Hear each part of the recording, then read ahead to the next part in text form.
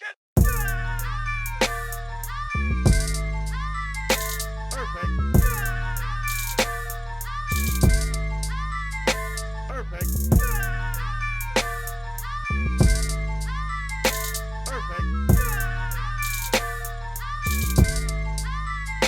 right, what's up, guys? I am Thomas Dope as Yola. Welcome back to the Dope as Usual podcast. We are here to talk about life, drugs, accomplishments, problems, and everything in between. Today, guys, this guest I wanted to bring on to you. I know 90% of you know who this person is, heard the story, heard the tales. But for everyone out there, I want to educate you guys on the people that I feel more of paved the way for you to not be in such trouble. If that's a good way to go, or you know what I mean? But here we go, guys. It's Freeway Rick Ross, the real Rick Ross. Thank you for coming through. Thank you for having me. Thank you. I'm just going to start off straight into it. Like I said, to me, this should be a full length, brand new. I know Michael Williams played you before, right? Yeah, he did. He did, right? Yeah. I did an interview today about his death. That's so sad. I was just talking to him about it. Yeah, he was cool. He was a cool dude. I mean, out of all the people that has benefit off of my story, had something to do with my story, he was the coolest one out of all of them. I mean, he gave me an option. You know, he came to me, he was like, and I got this big movie role. And I was like, what is it? He was like, it's Kill the Messenger. And they want to give me your role. And I was like, why didn't they let me be a part of it? Exactly. I didn't know. Yeah. You know what I'm saying? Why am I hearing this from you? And he was like, I don't know. He said, but I will do. What I will do, I'll go back to the producers and the directors and I'll tell them you want to be a part of it. And he did. And a couple of days later, he called me back and he was like, they say they don't have nothing in the budget for you. And I was like, don't play the role. Ooh. And, I went home and I thought about it. And he told me what a big role he felt that this was going to be for himself. And I thought about it and I was like, fuck, man, you ain't never been no hater. Let the brother go ahead and do his exercise his rights. And he also told me about the way they wanted to portray my character, totally out of character. I mean, even the way he got him to play it was still out of my character, at least the way I see myself.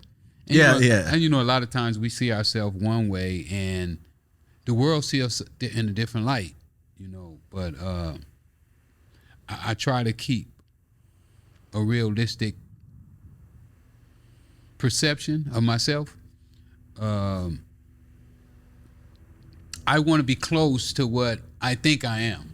Yeah, you don't want to be misrepresented. Yeah. Especially on a scale like that. But some people, they're pieces of shit and they think that they're great, But I don't want to be like that.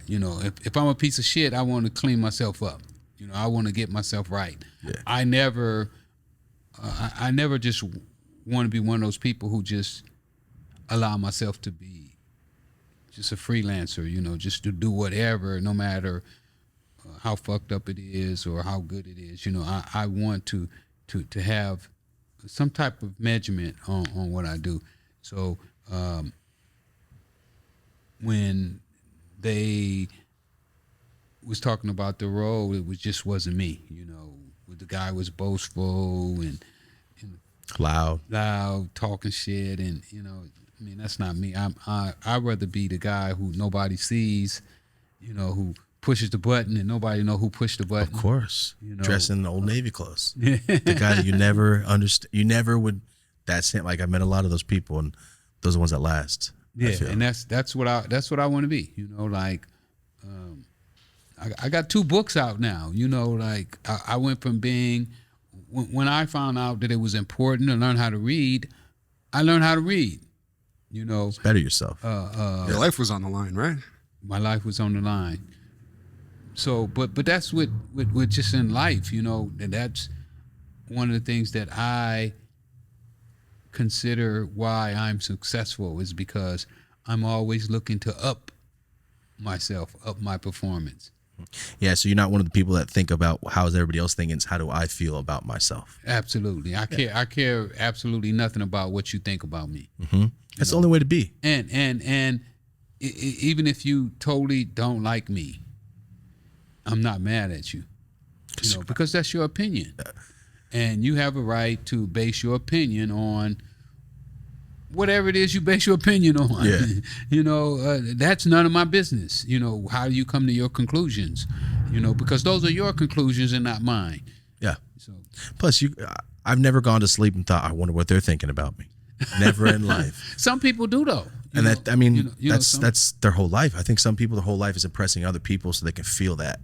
Yeah. But I'm lucky. I guess you're in a lucky personality because we could be like that. And I would hate it. Could you imagine growing up with that mentality is so different? But that's why you got to dress a certain way. You know, you got to talk a certain way, walk a certain way. You can't go over here. You can't talk to these guys because they don't like them. You know, so not the path. So he came at you respectfully and said, did he do the? So he ended up saying, I'm not going to do the role if you don't have a budget for you. He didn't say that. Oh, okay.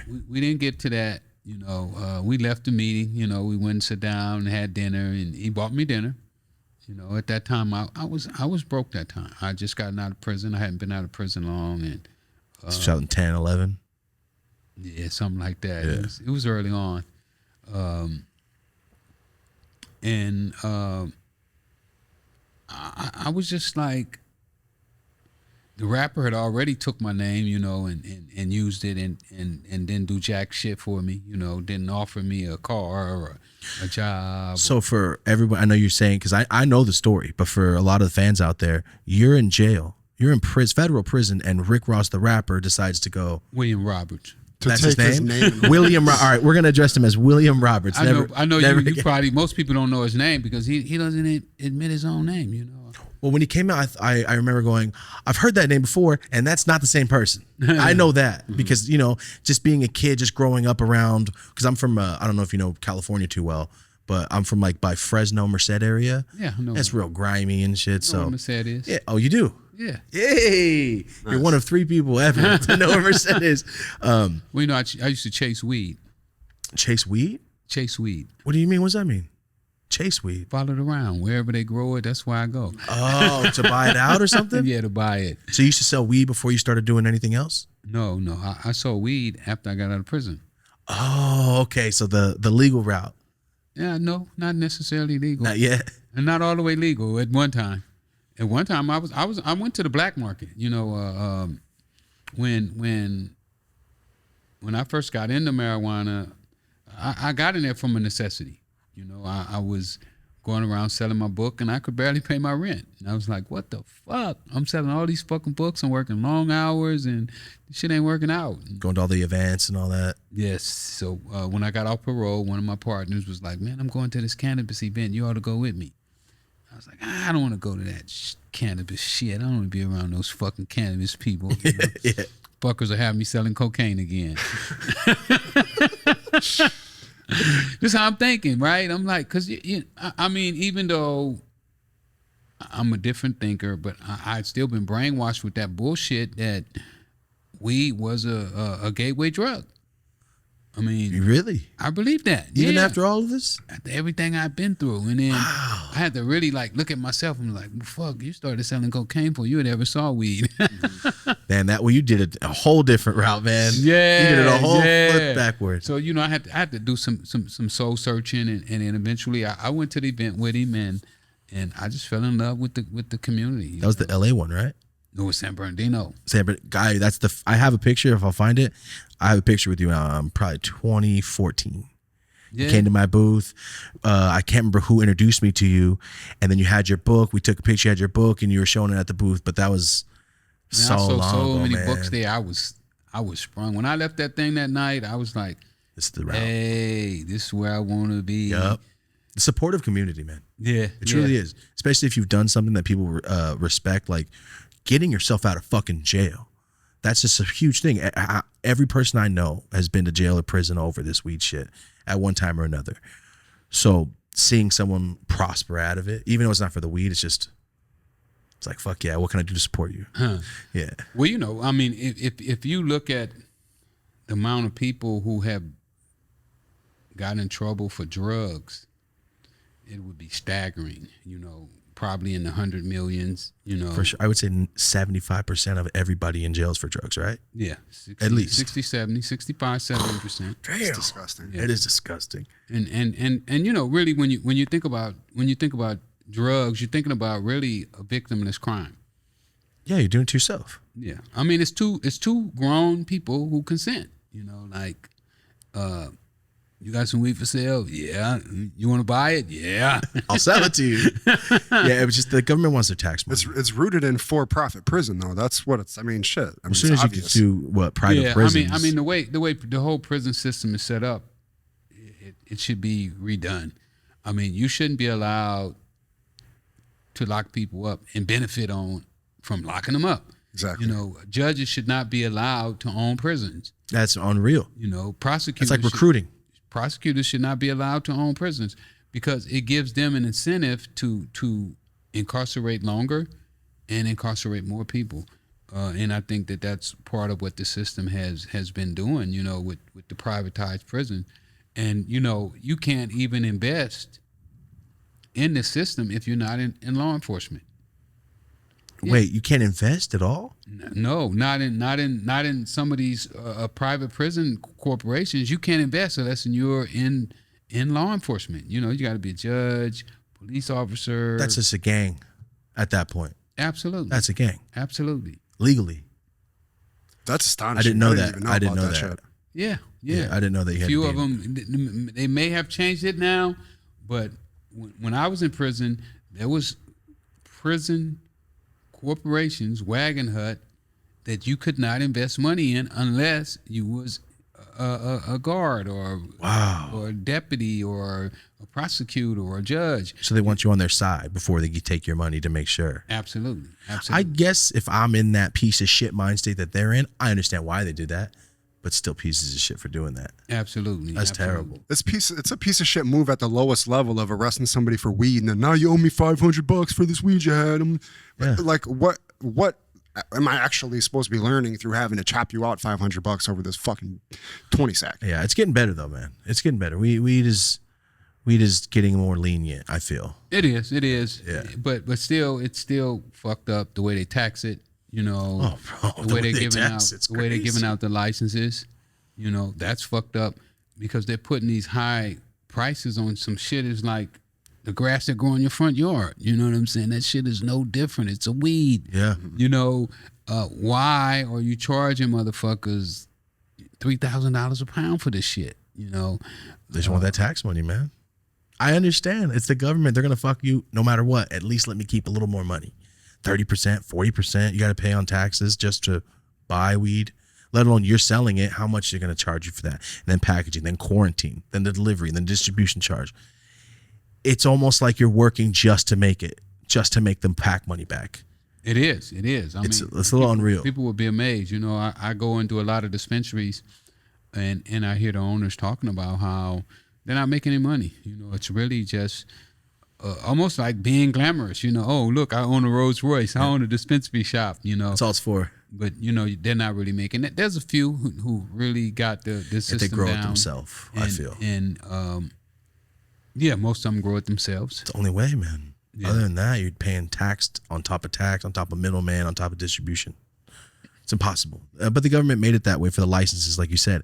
So the rich stay rich, get their licenses, make more money, and then monopolize the whole thing and buy out the little guys, and it's over. And charge high. Yeah. Because then what? You go back to the street? Fuck yeah, I've been buying black market weed my whole life, man. I don't give a shit. Well, the black market's going to keep them honest. Yeah. It's going to keep the legal market honest, and until the legal market come in line with what's going on. I mean, you had to go in there and pay. I mean, even with my weed, and I don't grow, so I have to buy my weed from other people. And fucking eighths is $70, $77 a fucking eighth. I'd be like, what the fuck? I hate to even tell people how much it costs. I know, it makes you feel like I'm not getting over on you either. I'm barely making fucking money. I go there with my book and they be like, damn, Rick, your eighths is $77. I want to buy some, but I only got $30, $40. And I'd be like, oh. Like, buy a book, man. Oh, fuck on me. My vote, man. So before we get too crazy into the weed topic, I want to bring everybody back just to get along chronologically with the story. Is where did you grow up at? Like, I where grew you up in South Central. born and raised? Not born, no. I was born in Texas, Tyler, Texas. I moved out here when I was around 3 or 4. So I'm LA all the way. Oh, so you're I'm you're LA from all the here, way. man. Yeah, I don't know Texas. If you didn't go to middle school or high school, you're from wherever you're at up there. So you're from California. I'm from California. First school I went to was West Vernon Elementary. Nice. I started there, and after that I went to a Catholic school in Watts. Got kicked out for fighting. You know, I should like to fight No shit. over marbles. Guys with used to try to poison? grab my marbles and run. I'm gonna run you down. Oh hell no! I ain't taking my marbles was serious. Oh no, you talking? Remember that? That was like my sack. That's me too. I used to keep it like basically an ounce of weed, I don't but know what all the fuck marbles. you guys are talking about. You never with played marbles? marbles? No. Like the poison, all this stuff. Remember the Steelies and crackful? Oh shit, that has never happened. He got excited. Damn. Remember you? So you got crack people's Take you back marbles? to a kid. He got excited. For real. I just got all crazy. I Oh used no, to- the marbles used to be serious. every morning, I got the confetti. I got the cat eye. Like, and it's kind of like gambling too. yeah, I'm like I'm gonna take your shit by the end of the day. And you put yours over there. Don't risk it. If I hit yours, it's mine. Yeah, it was a serious thing. The little Asian kid, he had like 5 of his cousins, and they would fucking take everyone's shit. They did that spider shit. They were good at it, man. Squatting down. Marbles was a serious game. I remember that. Damn, I haven't thought about it in so long. Yeah, I used to love it too. I loved it. Did you play sports as a kid? Yeah, I played everything: football, baseball, basketball. I was, I'm a pretty good athlete. In high school, I played tennis. I didn't get big, so Stuck with what you can get. yeah. So I started playing tennis around 12, and I'm thankful for tennis. Tennis probably kept me out of gangs. Really? I don't think I've ever heard anybody say that. Yeah. Tennis kept me out of gangs because I was on the tennis court all the time, so I didn't have time to.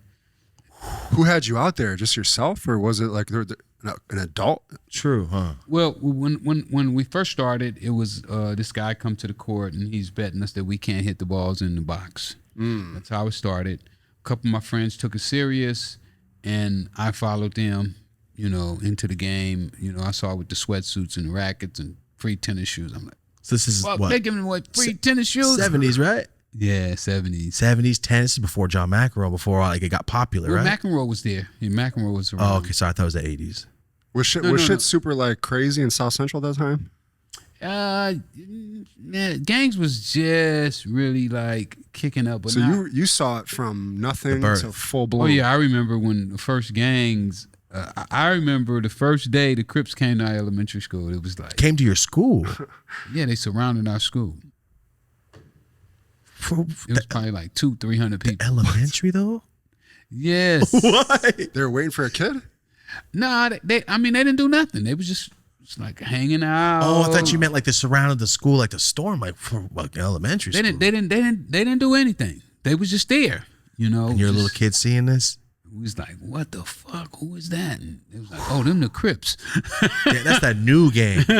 Whoa. But they were on some like community. It was different at first though, right? Yeah. It wasn't the beat them up, rob them. That started coming on later on in the story. Yeah. I didn't know that. That's unreal to see the birth of a new gang that's still here. They are so big now that it's overseas. They got Crips and Bloods overseas. Yes, I didn't know that. in Canada. So how did you avoid What? that? I always wondered that. Like, how did you playing not tennis. need that like backup or whatever? Well, when I first saw him, I wanted to be a Crip. Oh, as a kid. Yeah, when I was around 11. I mean, yeah, they're all. It's the community thing of like, that's my brother, that's my homie, that's my family. And then I Yeah. grew up without a father too. That's a big thing too. And my big brother wasn't living with us; he was living with my dad. Oh, So- weird. So I didn't have a brother. What's the age difference on that? We 7 years difference. Oh, he's your big brother then. Yeah, he was my big brother. Yeah. So I was kind of, the homies was my big brothers, course. Those were the guys I looked up to. Those are the guys I wanted to be like, So when I found out they were in gangs, I want to be in a gang too. Yeah. You know, they played football, and you know, they taught me how to play football and basketball and baseball, and I was like, shit, maybe they're teaching me how to gangbang too. Oh man. As a young, looking back on that, isn't it so weird to think like, I just wanted to belong at some point to something. Yeah, you know, when I was sitting in prison and you know, I started to write my book, and Tookie Williams, I don't know if you know who Tookie Williams is. One of the original Crips, One of right? the original Crips. When they were getting ready to kill him, my life flashed by, you know, and I was like, wow. I felt so lucky because it was a time that had Tookie allowed me to hang out with him, I would have. Yeah. You'd be right next to him. Yeah, I would have been right there. So when you see him getting executed, then you're thinking to yourself that I could have been in that same position. Yeah. You know, it was just a stroke of luck that this guy came to the tennis courts that day and Kept put you out tennis of it. rackets in our hands, and I fell in love with it. You know, I went head over heel over tennis and saved my life. Wow. Something so small and insignificant, you think just playing around helped you. Yeah, well, you know, two of my friends that I grew up with, went to elementary school with, I hung out with every day, they turned to Crips. Oof. One just did 35 years, just got out, and the other one did damn near 40 years. Oh my He God. just got out. He's been there since you guys were kids. 18 years old. And damn near 60? Yes. No, 60. Not damn near, 60. Wow, man. Your whole life's just gone like that. So when you think about that, I was like, wow. Lucked out.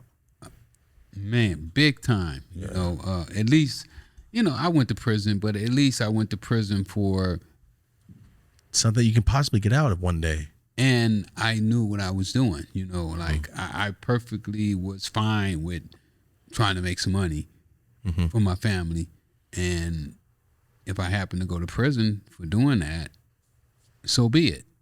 You know, I was willing to make that sacrifice. But, you know, when these guys went to prison for probably robbery or, you know, probably got $200, $150, It's always that way. $60, you know, maybe. It's a big difference. You know, I used to make my last 2 years $1 million every day, and some days as much as $3 million. You know, so I enjoyed. It was worth going to prison for, is what you're thinking when you're making No, this it wasn't money. worth it. No, I wouldn't do it over. Never trade it back? Nah, it wasn't worth. Money is not worth 20 years of No. your life. No time. But I'm saying if you're in there, you're like, well, at least it wasn't $60 like this robbery. At least I was making something. Exactly. At least I saw some money out of it. Was it hard for you to do anything like with the money? Was it like I got too much? Yeah, that's one of the questions I had too. Like all that's- that cash, I would imagine. What do you How do you go and buy spend? shit? Oh no, people like cash. Oh yeah. Yeah, I mean, They like I guess cash. it depends what you're getting into. if you're and shit. making And it's according to who you're talking to. You know, you got to fill out the people who you're doing business with. You Yes. know? You just don't walk up, you know, to Mr. Wong at, you know, Goody Two Shoe, who's never did nothing in his life, which I don't know who that is.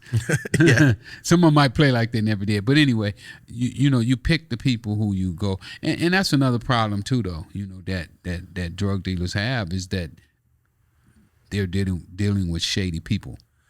Yeah, when it comes into the hard drugs, I feel the weed's more of like, this is my hippie client. This is my other guy. He sells 100 packs. Like he's nice. Well, now the weed is yeah. mellow like that, but before weed was just as bad as cocaine.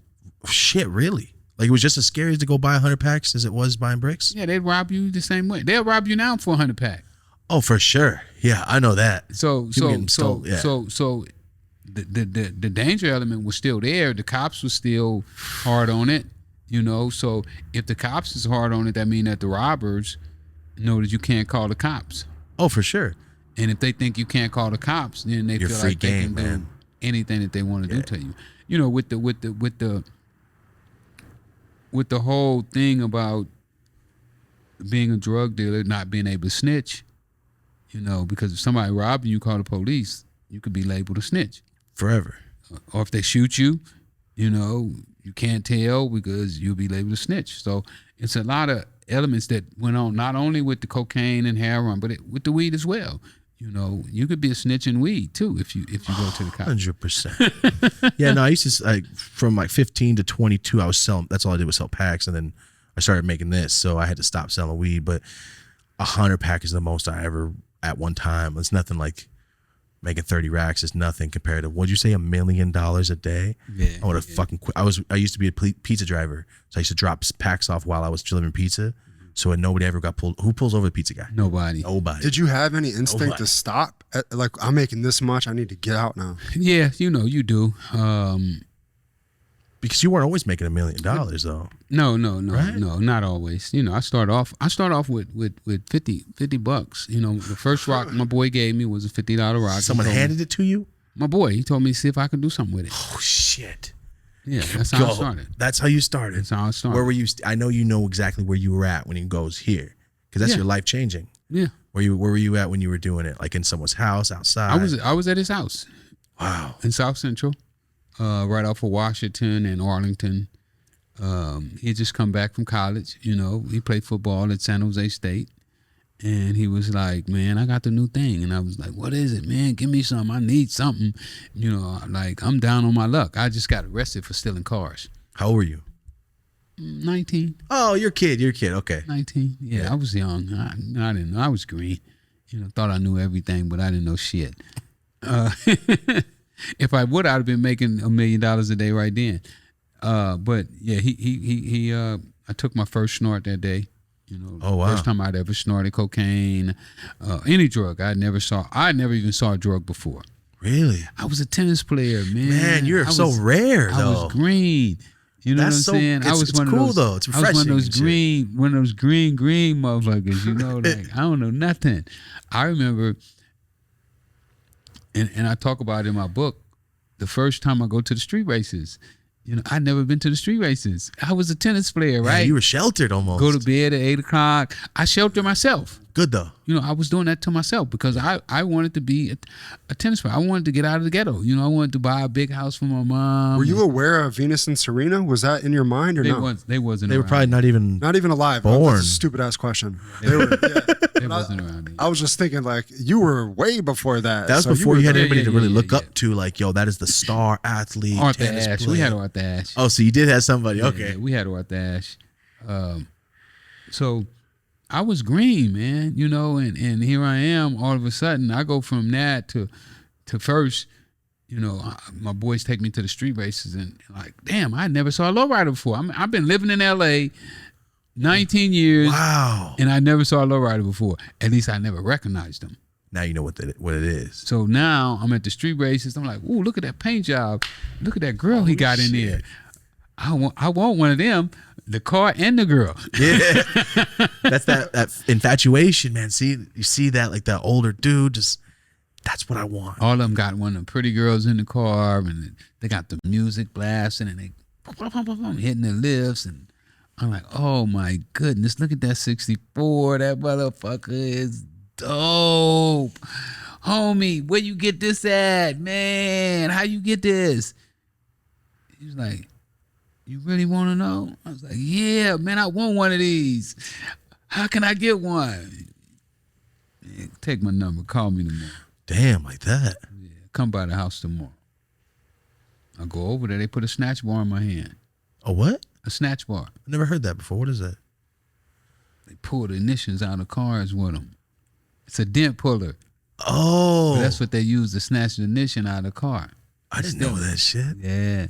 Oh, no. The things that you go pop. You know how to use it? Yeah, I know what you're talking about. You ain't never seen it, but you know how to use it. I didn't know that's what it was called. Hey, you did it like a pro, though. Yeah, my dad mechanic and shit. So my whole family mechanics, but yeah. So that's what they do. That's how they stole the car. I didn't know how you steal cars like that. Shit, I gotta be careful. I got an old ass car. Yeah, that's how they stole the cars. So I went from there to stealing cars now. No, that's what the guy was doing to get that car. He was parting them out. Yeah. Ah. Yeah. That's a dangerous game, man. So now I'm a bona fide car thief. Still playing tennis or not? A little bit. I'm about tired of tennis. Making money, basically. I'm gonna get me a girl. You know what I'm saying? I want me a girl now. Fuck that house outside the hood. I stay in mom's garage. So I start selling cars every night. Every day? Every day, every night. What are you looking for when you see a car? Just wheels, A-wire and bulbs. You know. no, I mean like what are you Look at looking the for? Like wheels. that's the one I'm gonna take. What is it? What are you looking It for? was the wheels. If they had Oh, the wheels if they on had it, it nice.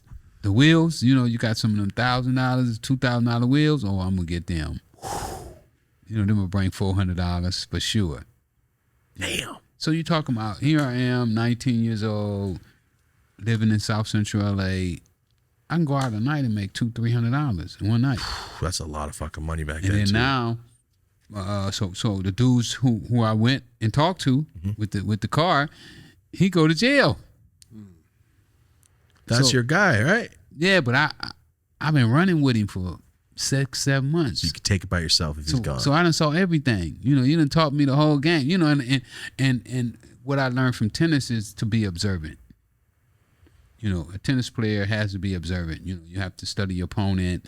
You want to watch the way he twists his hips because you can tell kind of where he's going to hit the ball by the way he twitch. So from doing that, I have become very, very observant.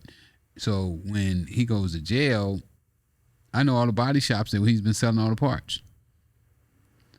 So what I do is I double back. I'm like, oh, you know, my boy in jail, blah, blah, blah, blah, blah, blah. If you need some parts, just call me. And I took his business over. Damn, how long did you go to jail for? I don't know. They didn't give you much time for GTAs back then. Probably 2-3 years. But Oh, you know, so you had it locked down for years then. so you know, but back then, when 2 years seemed like a lot of time. Yeah. You know, it ain't like, you know, when we started selling cocaine, it's like, oh, you're looking at 40 from 0 to 40, and we're probably going to give you 25. Oh, fuck. It's a whole different game. So it was definitely a different game, but I basically just took over his operation, man. I was 18 to have my own body shop.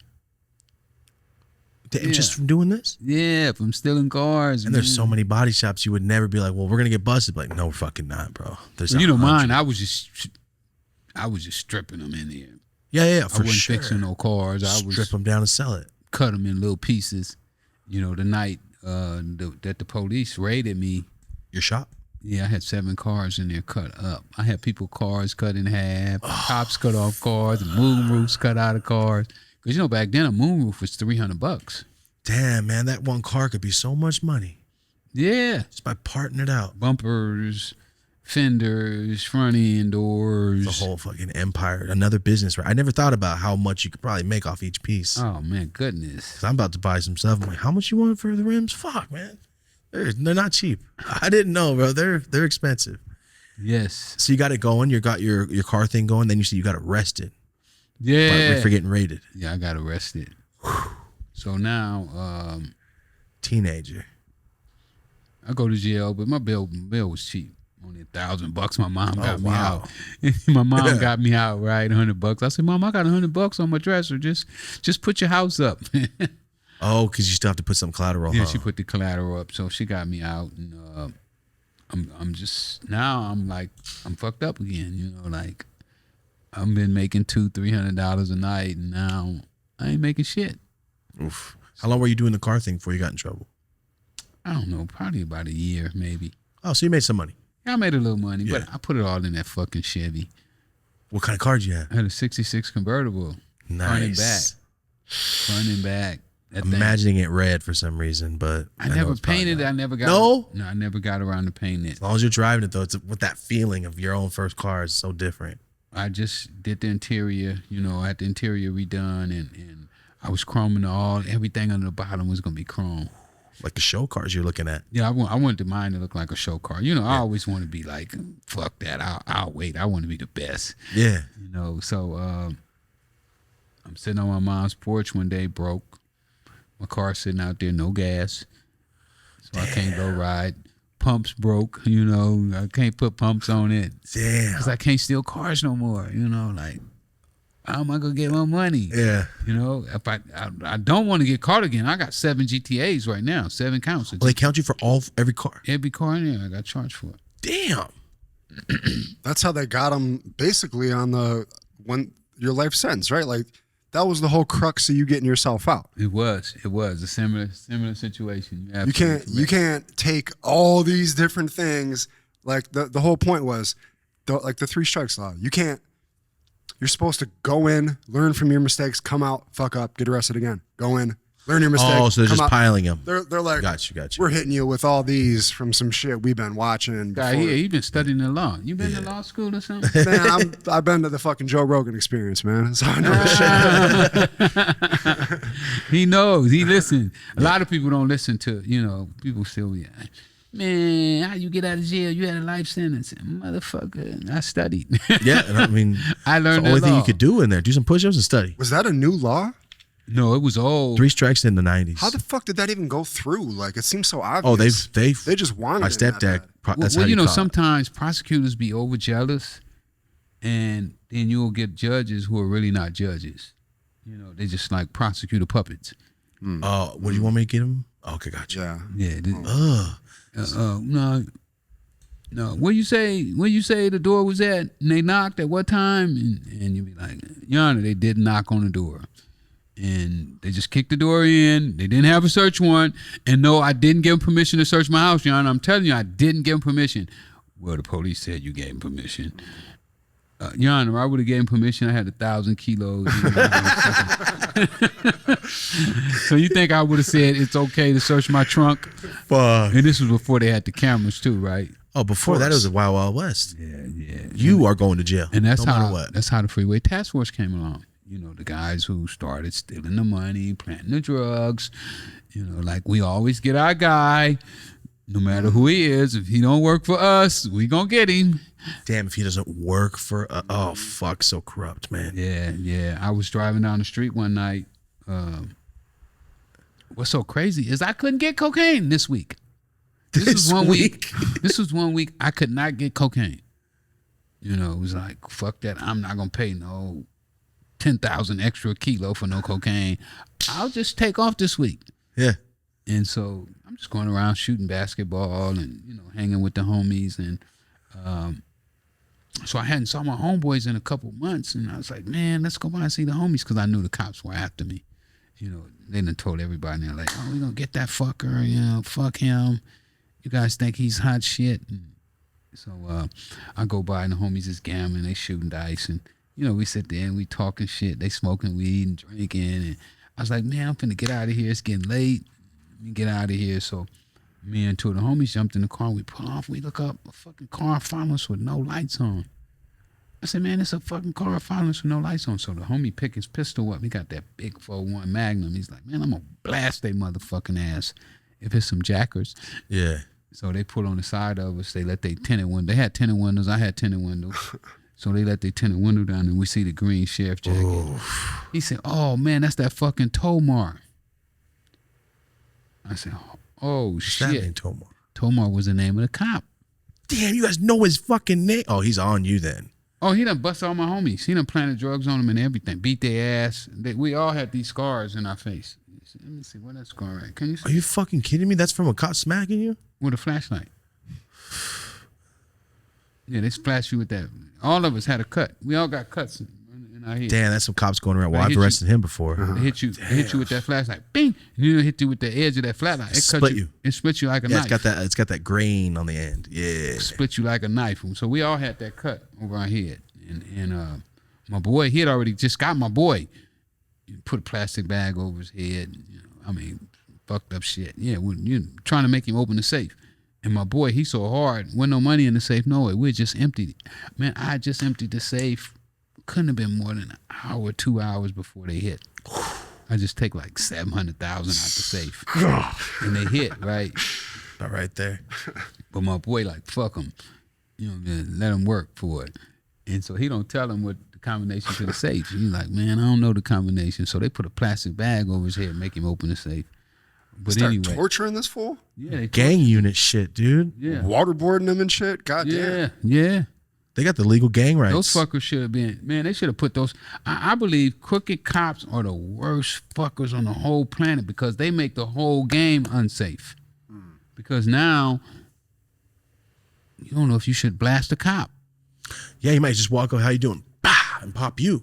Yeah, right. Because you don't know. Yeah. You know what I'm That's saying? fucking It's scary, an opposing man. gang, basically. It is an opposing even gang. if you're not in a gang, they're still on you. They have the free range. So if you're dealing with that, it makes the whole game just like, fuck, who can I trust? Mm-hmm. You know what I'm saying? If you're not going to just arrest me and take me to jail like you're supposed to, take the evidence that you have, you know, because, you know, the rapper, he calls me a snitch because I testified against those cops. You That's know? the only time you're supposed to testify. I hired a private investigator, for the record. I hired a private investigator to go and follow those fuckers around and build up evidence on them. Wow. Hilarious. And then when they arrested me, I gave them the whole file. Like this is what your key witnesses. This is what your key witnesses. Call all those people. We got all the names and numbers of everybody that they tortured. And we have people who they stuck telephone cords to that was not like you have a lamp and the cord is broken. Just electrocute them? Electrocute them. These cops are out here doing this bullshit. That's crazy, man. I believe it. Listen, one of them was named Diablo. Like Diablo? Like the Diablo? devil? That's what I thought he said. Diablo, damn. the devil, Sobel. That was Sobel. He was the head. I mean, I've been wanting to talk to these guys so bad. I wish that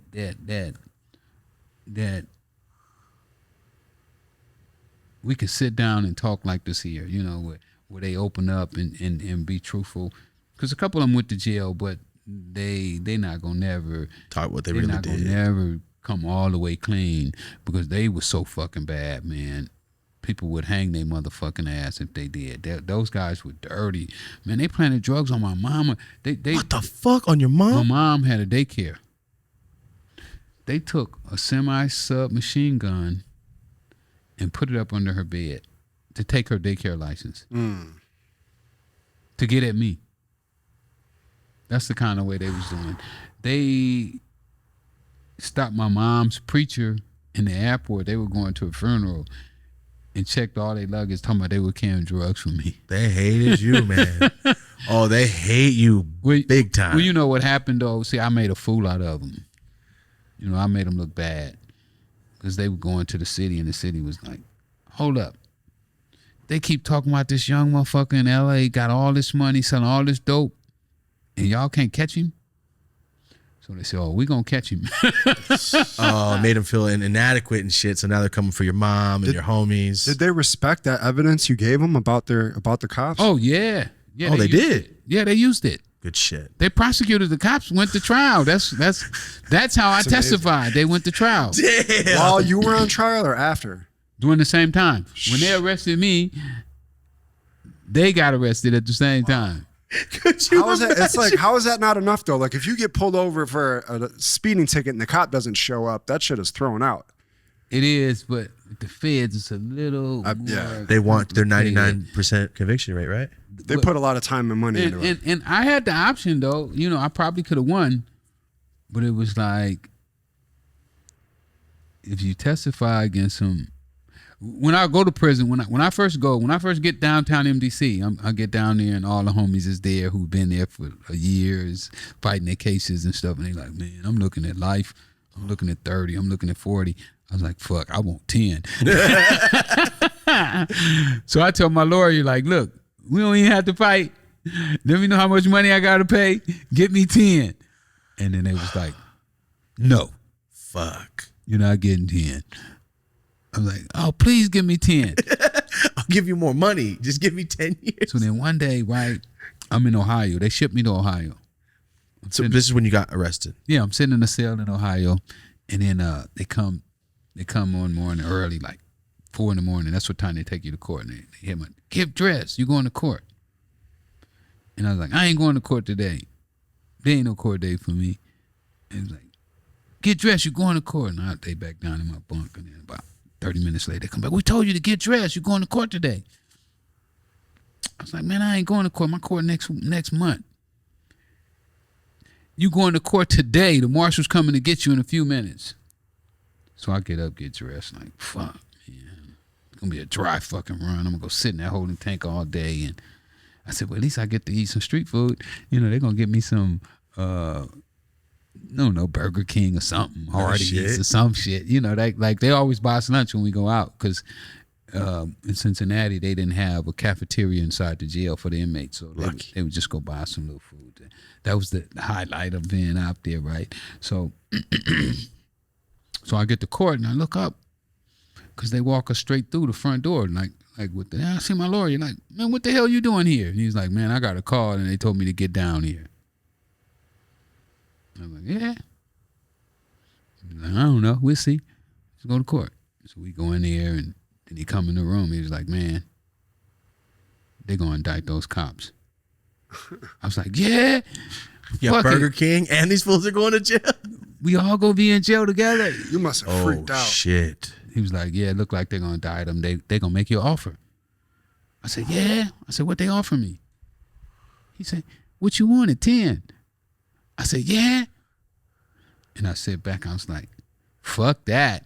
I ain't taking no 10 now. Oh, shit. I said, something is wrong if they offer me 10 now. You know, I was begging for 10, 3-4 months ago, and now they want to give me 10. And we know they're going to indict them cops. I said, my case looked pretty good. So we was able to get it down to, I pled guilty to the 10. If I testified, they was going to knock off another 5. So, oh, wow. Yeah, so I was like, I'll go for that. Oh, yeah. I won't take no chance going to trial, knowing that I'll be out. And then I'd already been in jail like 19 months, 2 years or something, So I was like, shit, I'm close to the house, man. I could see the door. And then I knew all my homies who was getting 30s and 40s and lives. And I just felt fortunate, to take that, to have that opportunity. But that all came from me, too, being proactive, like hiring an investigator. The investigator cost me $100,000. Oh, damn. How long was he working for? Investigator? Yeah. I don't know, probably about 90 days, 100 days. He didn't work that long, but, he had to work long hours, man. Mm-hmm. Those guys were busy. Those guys they was like dope dealers, man. Like, sit out all night. Let's raid somebody else. We raided somebody, let's get somebody else. We keep getting money like this here, They had houses on the river and all kind of stuff. They was living like, dope boys. Yeah. Matter of fact, we did get one of them to talk a little bit in my documentary. I don't know did you see the documentary? No, I haven't seen it. Oh, you got to see. Which one's it called? Freeway Crack in the System. No, I haven't seen it. I don't even know where you can find it at now. They stole that from me too. Didn't you get paid for that? Nah, Mark Levin, shady ass, he stole it from me. How are people benefiting off your story? I don't understand that. That's what I never understood. That's fucking ridiculous. Well, okay, look at this here. You go to court, and the first thing they say, ex-drug dealer, convicted felon. So you know what you do when they say that? You lose your credibility. Got you. When you're trying to sue them, but it's still breaking the law, though. 100%. It doesn't matter when you're a second-class citizen. See, if you're a second-class citizen, you lose your rights, and even though you're supposed to get them back, once you get out of prison, it's like a tainted thing. Like, well, he used to do this, so what is he doing now?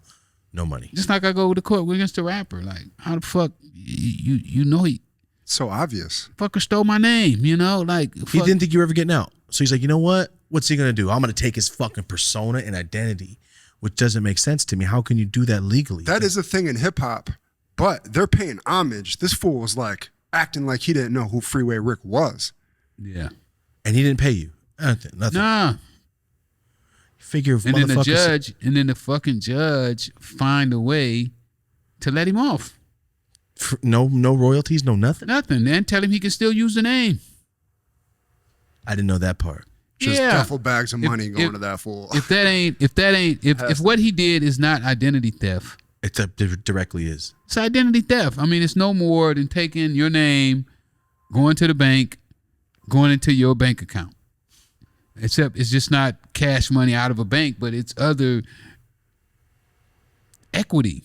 Like I was thinking to myself a couple of days ago, I was thinking and I was like, wow, I know why you're so fortunate. And as I talk to myself, you know, I like to talk to myself, and that's how I analyze my situations and calculate and stuff like that. And I was like, wow, you put a lot of fucking equity out here. You know, you've helped a lot of people. You've done a lot of favors. You treat a lot of people right.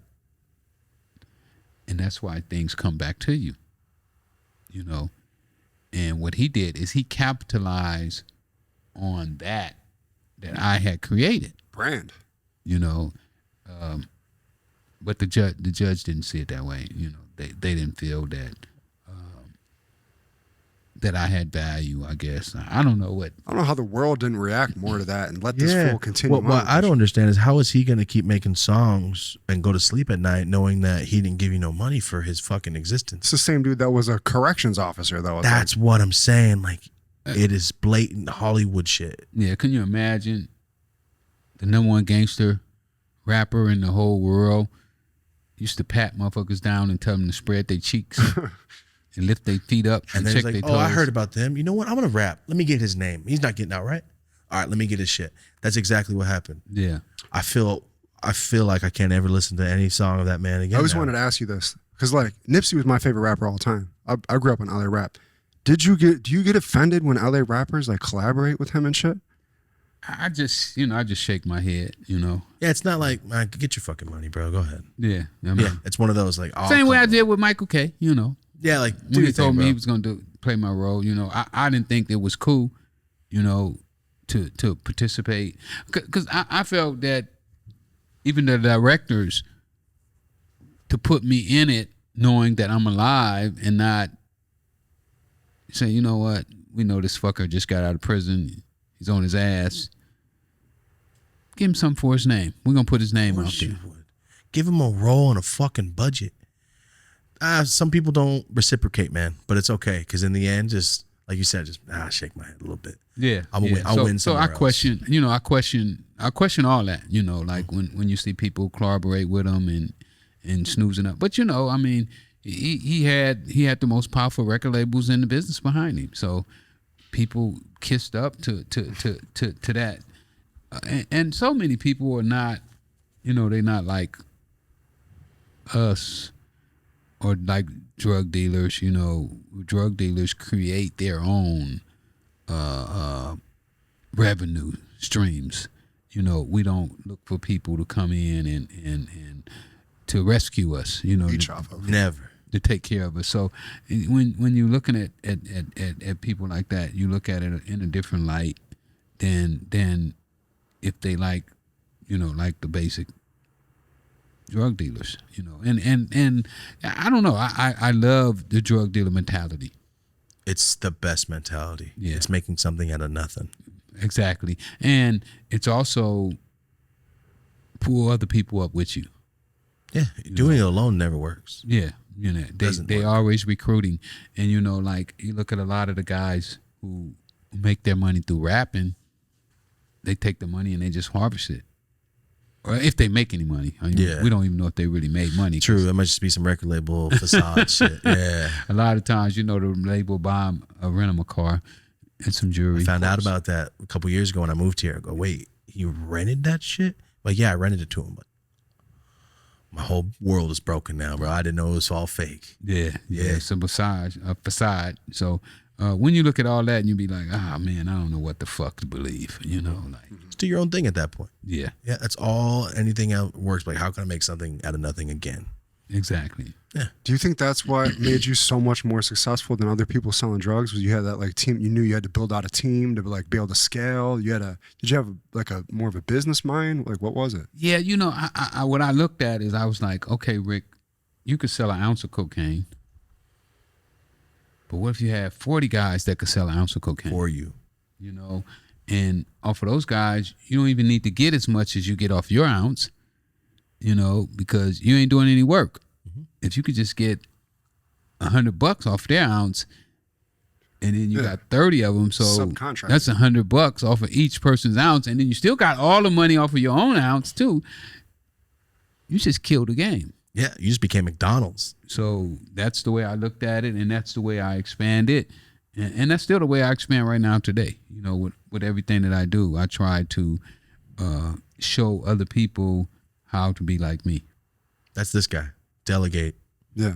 Delegate things so 100%. you could Keep scaling. Keep scaling. Because there's only 24 hours in the day. So there's no way to gain more time, but bro. building your team out enough to really support it, especially in what we're talking about, what you were doing and shit, is like, I can't imagine. It's hard. I run a goddamn graphic design business. It's hard to fucking build up a good That's team. different. That's different. Yeah. So going back to saying, you said your homie gave you a rock, $50 rock, and you said, go make money. So after you get out of jail, you said you're down bad, no more money from the cars. You can't steal cars no more. Your homie gives you a rock, and you said, what is this? Right. And then what happened? You just went and sold it and just I just started going around asking everybody, what was it? Because I didn't believe him.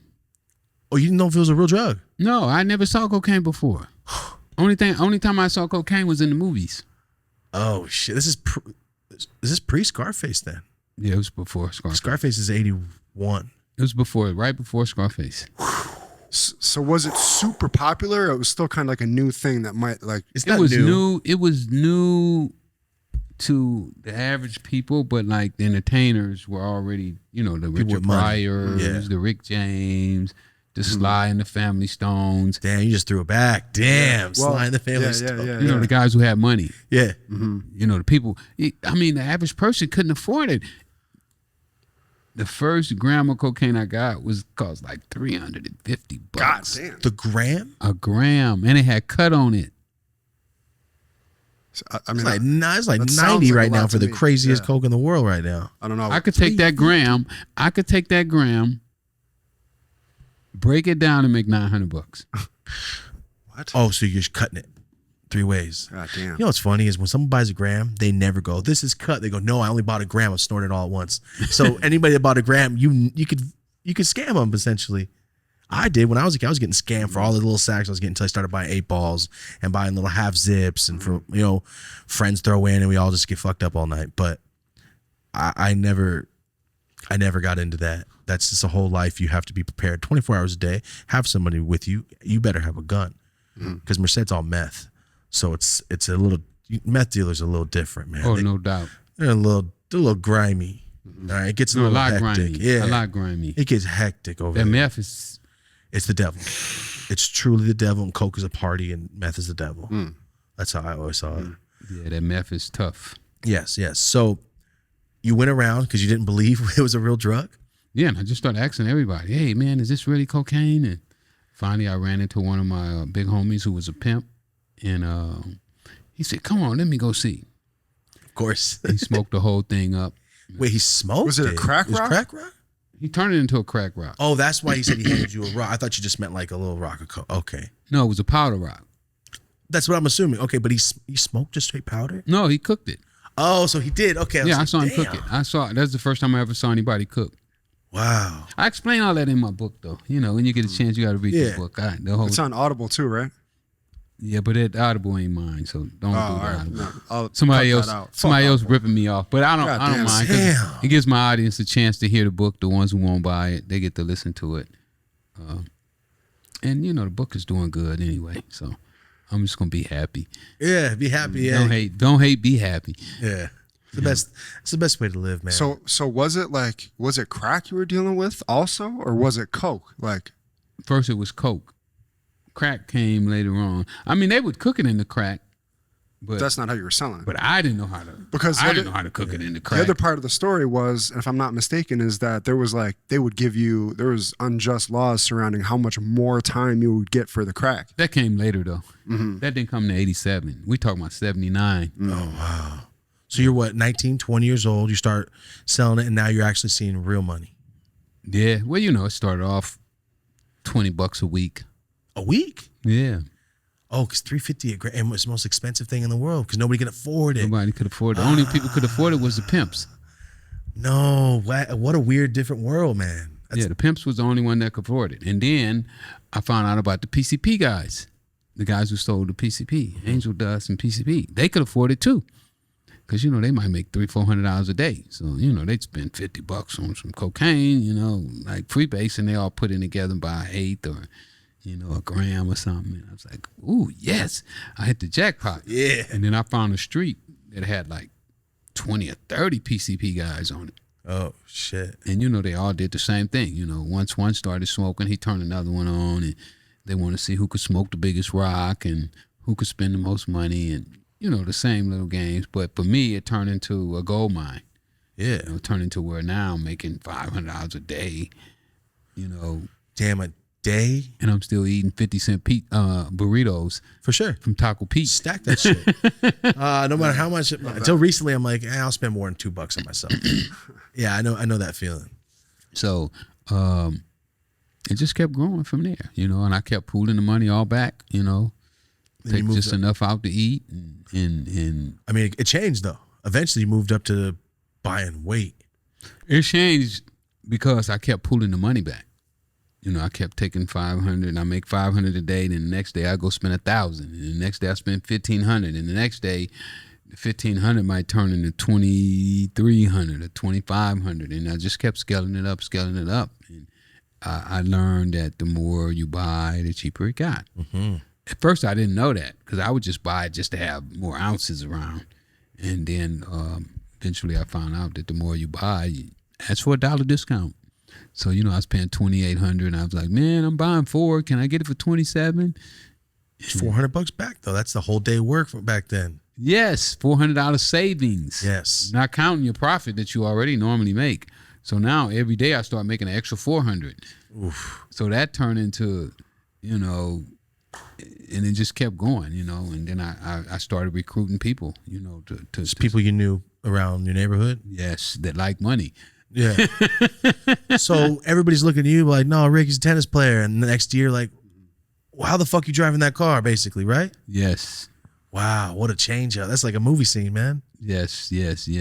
One day I'm driving a car with a crate, the milk crate, like the crate they doing the crate contest. Yeah.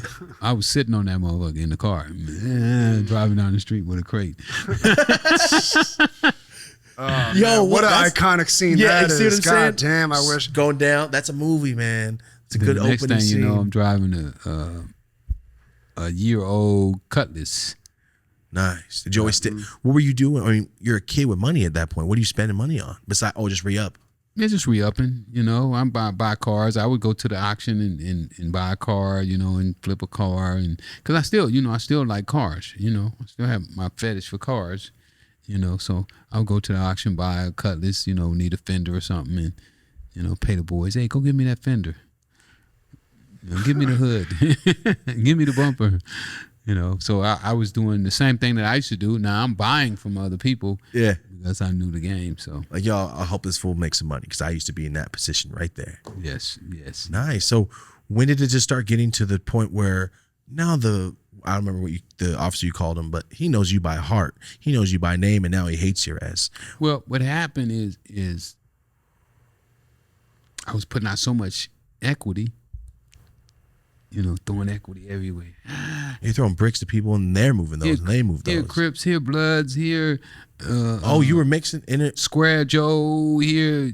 It didn't matter. It didn't matter. No. All money's money. Never mind. I needed a crew. Yeah. Because I found a source, unlimited source. So unlimited source. Yeah, I need people to move that. It says shit. on your Wikipedia page, thousands of employees. Damn. I wanted millions. And cocaine has a way of moving around. That shit might start in Colombia and then winds up in Iowa. Like how the fuck it get to Iowa? Somebody made money the whole way. Yeah, exactly. Somebody's paying the rent for each time it stopped, which is, I know it's drugs, I understand, but damn, that was helping people pay their rent and eat and everything. Absolutely. Yeah, I mean, like where I'm from, people with a nice car, you probably sell meth, but at the same time, when you go to the family reunion, like, oh, he's doing so good, blah, blah, blah. And it's like, it's not frowned upon when you can take care of your family. Yes. Right? When auntie getting kicked out of her house and you go to the landlord and say, oh, here all the money is. Don't kick her out. Matter of fact, here's an extra month's rent, and it's a good feeling. Of course, man. And I enjoyed it. And I'm sure other people who are in the game enjoy being in the game for those same type of reasons. Yes. Okay.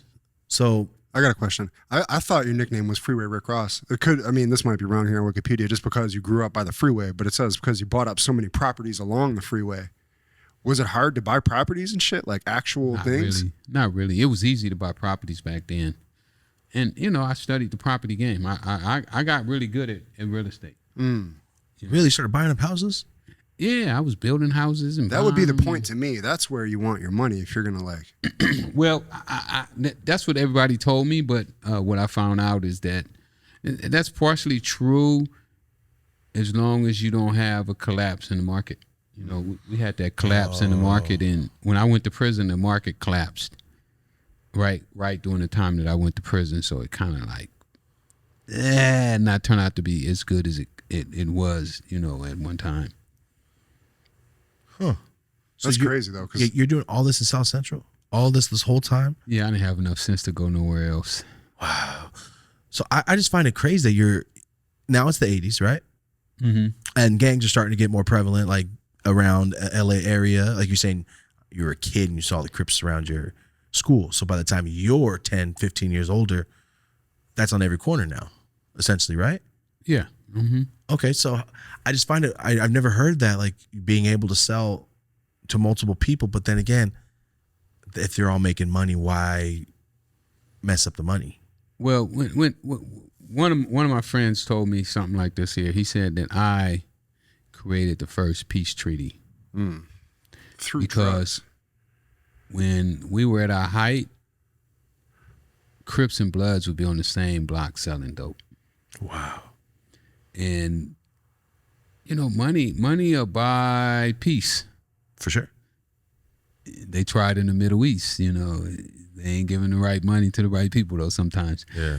But yeah, you know, when people have an opportunity to make some money, they'll put their grievances to the side and try to make peace.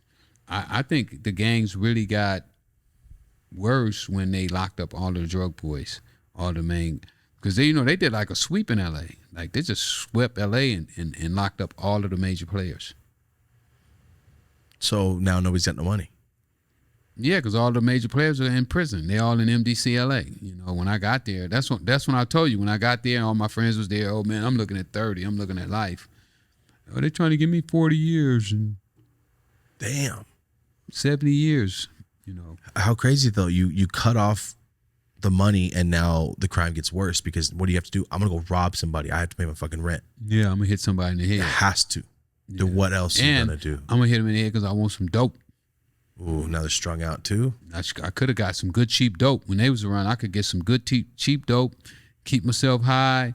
I was a functioning drug addict. You know, I'm gonna go to work every day. You know, I'm gonna take $15, $20 out my check and get me some dope, and I'm good. But you know, when that's no longer around, now you have to deal with people who really didn't care, who wasn't as scrupulous. You know, guys were selling fake dope and you know, just all kind of stunts that took place.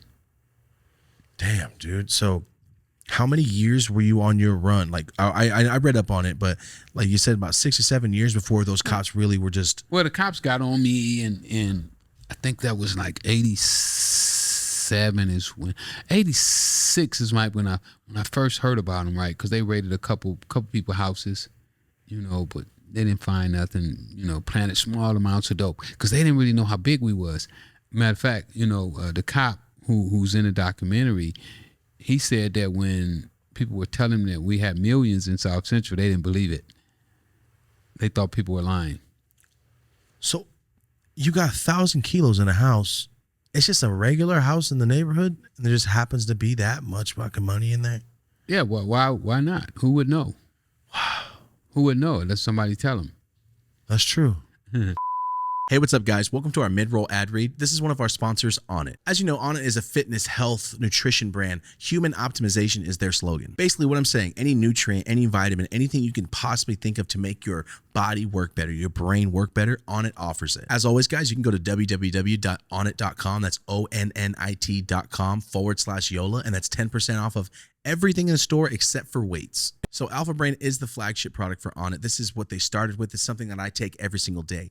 They just dropped Alpha Brain Black Label. Every single thing that Onnit offers started and sprouted from the Alpha Brain product. So yes, you see Onnit has the weights, has the gear, has the whey protein, all that crazy shit for your body. This is obviously Alpha Brain. This is for your brain. This is vitamins for your thinking, vitamins for your focus. One of the things I really love about Onnit, they have a subscription-based platform. You can go buy individually, a la carte, whatever you want to do, but if you want Alpha Brain at your door every day, you can set it to where they will send it the same time every single month or weeks or days, however you want to do it. Just because, like I say, I do 75 things a day. Sometimes I'll forget to reorder something, and you know what it's like. You forget, and it's a week later, it's a week later, it's a month later. Then you go, oh yeah, I used to take Alpha Brain. So if you're a person like me, try the subscription-based plan. It's just easier. It comes to your house every month. It can't get easier. So as I said, go to onnit.com. That's ONNIT.com/YOLA. That's our code. That's our personal code for the Dope as Usual podcast. That gets you 10% off of all supplements and all the gear. Thank you guys so much for supporting the brands that support us. Back to the episode. Yeah, you got to read the LA Magazine article Of? About me. The whole, wait, LA Magazine article? They did an article in LA about Magazine. it? Yeah. They're going from trying to kick you, put you in jail, but now it's a good story, so they're taking advantage of that shit. Well, they first wrote my obituary. Why? Because they said I was dead. I was never getting out of prison. I had a life sentence without the So possibility. they wrote your obituary because you're in jail? Yeah, Jesse Katz did. That's He fucked up. said I was going to die in prison. And it feels like that, too. You know, you got these big-ass concrete walls, you know, like 3 feet thick, you know, and fucking metal everywhere, rusty-ass metal, and people getting stabbed and hit in the head with bats, and it's a jungle. Yeah, no. In there. So, Oh, sorry. Can Jesse you pull your Katz. mic down a little bit? Jesse Katz used to ride around with the cops. As the to catch reporter. me. He's a reporter for the LA Times. Oh, so he was pissed and wrote your obituary because he got caught. Well, he wasn't pissed. No, he didn't get caught. He was clean. No, because you're in jail now. He's like, yeah, I'm gonna write it because he's riding around with the cops. They all got a vendetta. Well, he's been writing you. the whole stories. You know, he been keeping track. He's documenting the history of LA. You know, that's a reporter's job, is to document what's going on in the city. And so that's what he'd been doing. You know, the cops are chasing and blah, blah, blah, blah, blah, blah. And he covered the story when the cops went to trial, and he did all that. Wow. So now I'm in prison with a life sentence without the possibility of parole. So it was only right for him to cover it. I know, but what a little fucking jab. Like, here's your obituary. Read it. Like, oh. So when he comes down to do the story, I start to tell him all the things that I'm going to do when I get out of prison. He thinks I've lost my mind. He thinks I went crazy. That's why the story's amazing. They did about 13 pages. He's a good writer too. I mean, the story's amazing. You got to read that story. Oh, it's LA Magazine, you said? LA Magazine. I will read that. 2013, and it's called Rick Ross is Dreaming. Is dreaming. Wow. Yeah. He really didn't think you're getting out. He didn't think I was getting out. So You should have seen the first day that we hooked up when I got out, right? And I'm going to Hollywood to speak at an AA meeting. really? I'm going to speak to. What a flip of the script, man. Being in prison, now you're So he speaking to these catches the people. train up to Hollywood, and I speak. I do my little speak, and then we talk when you know. And I was like, man, you catching the train? I'm going right by downtown LA where LA Times is. I'll give you a ride. You ain't fucking gotta catch the train, man. I mean, you cool. There it is right there. He pulled it up already. Yeah, we got to read this. That's crazy. So when we driving down the freeway and I see this guy, fucking guy's just like, you know, like dumbfounded, you know, and I looked at him, I'm like, what the fuck wrong with you, man? You finna have a seizure or something, motherfucker? Yeah. He's like, man, you driving down the 110 freeway. Oh, fuck. I'm in a beat up Kia with the cracked windshield. He put all that shit in. It's all in the article. He described the car to the T, you know. I paid $1,000 for the car, you know. Well, we just got out. But I didn't care. I was free with all the game I had. I ain't even got to exercise my game yet. You know, I'm still like, because I really need some more bread before I really like really, really exercise this shit. I know some shit. I mean, for us making money, I don't know, man. This shit is gonna be crazy. He said it's already crazy in this article. He said, "Oh no, the story's already crazy." Damn, 9 years ago. I said, "No, it's gonna be crazy." No, I've been out 12 years, going on 13 years now. Oh, I thought it was 2010. No, I got out Oh wait, 09. that is. Oh yeah, 12 years in. Yeah, I got out Oh 09. damn, how long were you in there? I did 20, 2 bits. 20. That's my baby girl there. They think she gonna be a tennis pro at 14. No shit. Yep. No, that's cool, man. That's amazing. that's a cool feeling right And there. my son is in there too. He's in the article. They got a picture. Where he's at? Oh, that's when I was at. I went here. He went with me to a halfway house, and those are all guys that's in prison. And I'm talking to guys in prison. That's me talking to guys in prison. Wow. Have you encountered anybody that had the same 3 strikes issue that you did? I knew guys that had it when I was in prison, not on the street. And did they get out, or was yours like a precedence?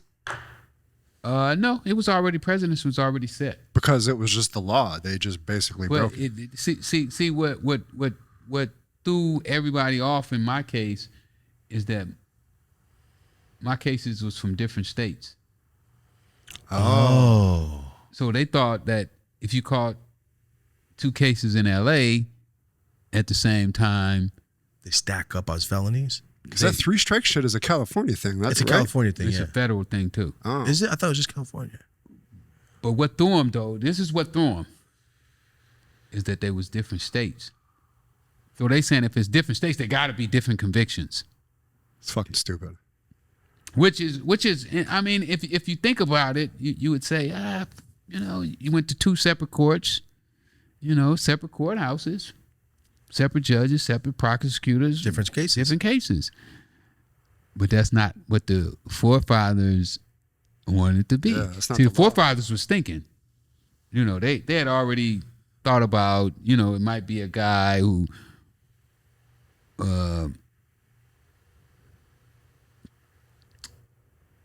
sells dope to 100 people in one day. I mean, you could literally sell dope to 100 people in one day. Yeah. And going by what these guys thought, you would be a habitual criminal immediately. One day you're a saint, and your son needed surgery, and you say, "Man, I'm finna go make $30,000," and you make 100 sales. Then those are literally separate arrests. I mean, separate sales. So what threw them is that these different states. Well, yours is different states. It don't say anything about states. And I'm like, well, the states doesn't really, it's not the key points. The key points is the intervening arrest. The intervening arrest is the keys. And what that mean by that is that had the person learned their lesson? Had they ever been told that what you're doing is wrong? And if you've never been told that what you're doing is wrong, how could you know that what you're doing was wrong? And they just couldn't get past the part that it was separate states. And I tried to explain to them that the important parts was you ever out of handcuffs? If you was in handcuffs the whole time, then you only went to court one time. Even if you went to courts all over the country, it's still considered only one time. And that just threw them, they just couldn't get by. Now, mine was precedence on a person with multiple state cases. Different cases in different. Was it like a moment of clarity when you read a line in the law book and you realized, or was it not like that? Well, yeah, because, with me, see what I had did, I had become in tuned. I stopped watching TV. I stopped listening to the radio. I didn't play any card games. No more table games. No more chess.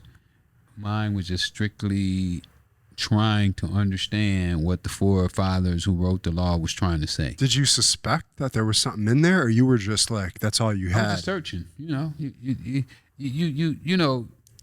There's a saying in jail, they always make a mistake. They always make a mistake. So it's your job to find that mistake. And that's what I was searching for. I was just searching for a mistake, and then it just popped out, and I had the clarity to interpret what they were saying. How long were you in jail before you realized I'm gonna start hitting the books and see what the fuck where they fucked up at? It only took a couple months. Damn! You were fighting it the whole time My first 6 months, I was kind of like shell shocked, because you got a life sentence. and I had lied to my kids. When I got out, I had kids that were about 11. When I got out the first time, it was about 10, 11, from the crooked cops. And I promised them that I was never going back. And I promised them that I was never going to sell drugs again. So when my whole arrest was entrapment, because I was not planning on selling drugs. I had came up with a small little game plan, getting into the record business, doing some boxing. I looked back at my life and I had saw that I was around all these athletes that looked up to me. The Duro Strawberries, the Eric Davises, the Elvin Campbell, L. Wayne Campbell, and some great dudes. Like I used to have a basketball league, and we'd have NBA guys playing in the league, And when I was in prison during those 5 years, I thought about it, and I was like, well, man, you could have been helping those guys with their careers. You could have made those guys better. You know how to make people better. So I just thought about it, and I said, that's what you're going to do when you get out. You're going to start helping guys like that. And it just, they didn't let it be. They sicked the sky on me. And I was putting together this theater, right, on Crenshaw and Adams. I bought this theater right before I got arrested. And this theater was going to be like a hub where I was going to make it where kids from the ghetto could meet the guys like Magic Johnson who are scared to come to Los Angeles. Like they won't come to Watts and hang out with the kids. Yeah. But the kids need to meet those kind of guys, to understand that these guys are just human. They're not, because a lot of times, kids think like a Michael Jordan is not normal. They don't understand that he worked to get to what he got to. And I thought that it would be important to make it where these type of people could actually mingle with the have-nots, where they would feel safe in coming. And so I was going to build this theater where I was going to have computers, a track, music studio, like all the rappers was coming around. King T, DJ Pooh, Chocolate, Sir Jinx, Dre even passed by a few times, So my goal was to build this theater and make it where like a safe haven, where kids could come in and get some computer training and just tutoring, just all the things that I know that I needed to that would have made me successful. Yeah. And they sicked this guy on me, and he started dangling cocaine in front of me. You want it? 17,000 a kilo. Oh, damn. Kilo's going for like 22. 5 off. And I'm like, no. Are you broke at this point? No, you just bought a theater. I'm broke. No, I'm broke. Oh, so I bought the theater before I went to prison. So you're just being a good citizen trying to get the shit done for your community at this point. So 15,000. Why are you going around? So my informant was also my old drug supplier. So he's like, why are you going around asking people to help you do your theater? You can do it yourself. I got everything you need. Wait. 12,000 a kilo. So these guys were just trying to bait you to sell again. And I'm like, nah, man, I'm good. I'm gonna make it in this rap business. So one day, one of my little homies, who used to be in the dope game with me, is riding with me. He got bread. He been looking out for me, buying me clothes and making sure I got gas money and everything, looking out. We riding and dude called me. He pick up on the conversation and he like, man, let me do that shit for you. We go by dude restaurant. He bugged the whole time. So knocked me off. That's how I get the life sentence. Off that one meeting? No, it was several meetings. But In a short time? Conspiracy to distribute cocaine. 6 months. Took 6 months. I was out 6 months. Oh man. Hit me with conspiracy to sell cocaine. Now, was that the Colombian dude? Yeah, no, he was Nicaraguan. Nicaraguan, yeah. Danilo Blandon. It's entrapment, isn't it? It was entrapment all the way. I thought it was, the law says that you're not supposed to target a person who's not selling drugs. It's illegal because the way the forefathers looked at the law is that you can almost get anybody to commit a crime. For sure. Everybody has a price.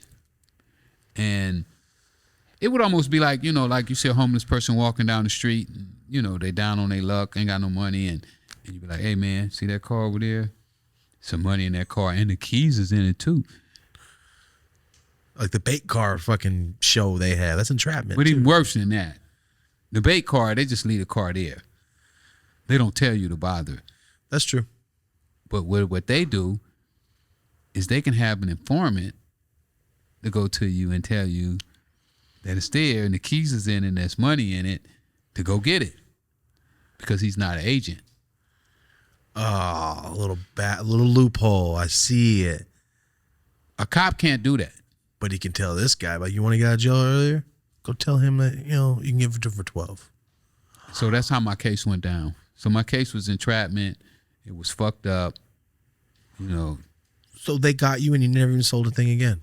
No, never touched the drugs. Then how did they give you a life sentence from? Because they were bringing the drugs. 100 kilos.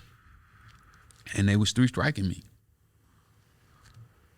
Damn, they knew exactly what the fuck they were doing. They had it all lined up. That's a perfect plan. If I want to get some guy that's not been game, if we can't get you. Plus, you already know the philosophy behind drug dealers. You done study drug dealers.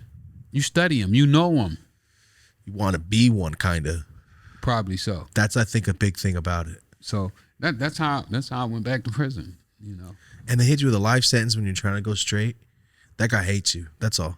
He just has a little vendetta towards you. Well, I did a documentary when I got out of prison. I came on Monday night, right after Monday Night Football. Oh shit! The first time you got back? First time I got out, yeah. Oh, that must have made him heated. Now he's on TV after fucking football. That's what they're thinking. Monday Night Football, not just after football. Monday Night Football. Damn. Hey, they got commercials. I'm on commercials during the middle of the football game. Oprah Winfrey on the Oprah Winfrey Show. I'm on commercial. It came on ABC when she was with ABC. Damn, that's big. They saw that and got huge. pissed probably. It was huge. And then the guy Jesse Katz, he wrote an article about me being out. He made a statement that the LA Times had said that I had tapped into a distribution network that the black community had never really used. What would that distribution network be? Using street guys to sell the product. Isn't that how most drugs get sold though? It is, but they didn't use it the way I use it. It was what they were saying. You're using like a Fortune 500 company. I guess I don't know. I got to read that article again. I got to read some of these articles that really, because some of these articles really gave me my seed to what I do now. Oh, really? Yeah.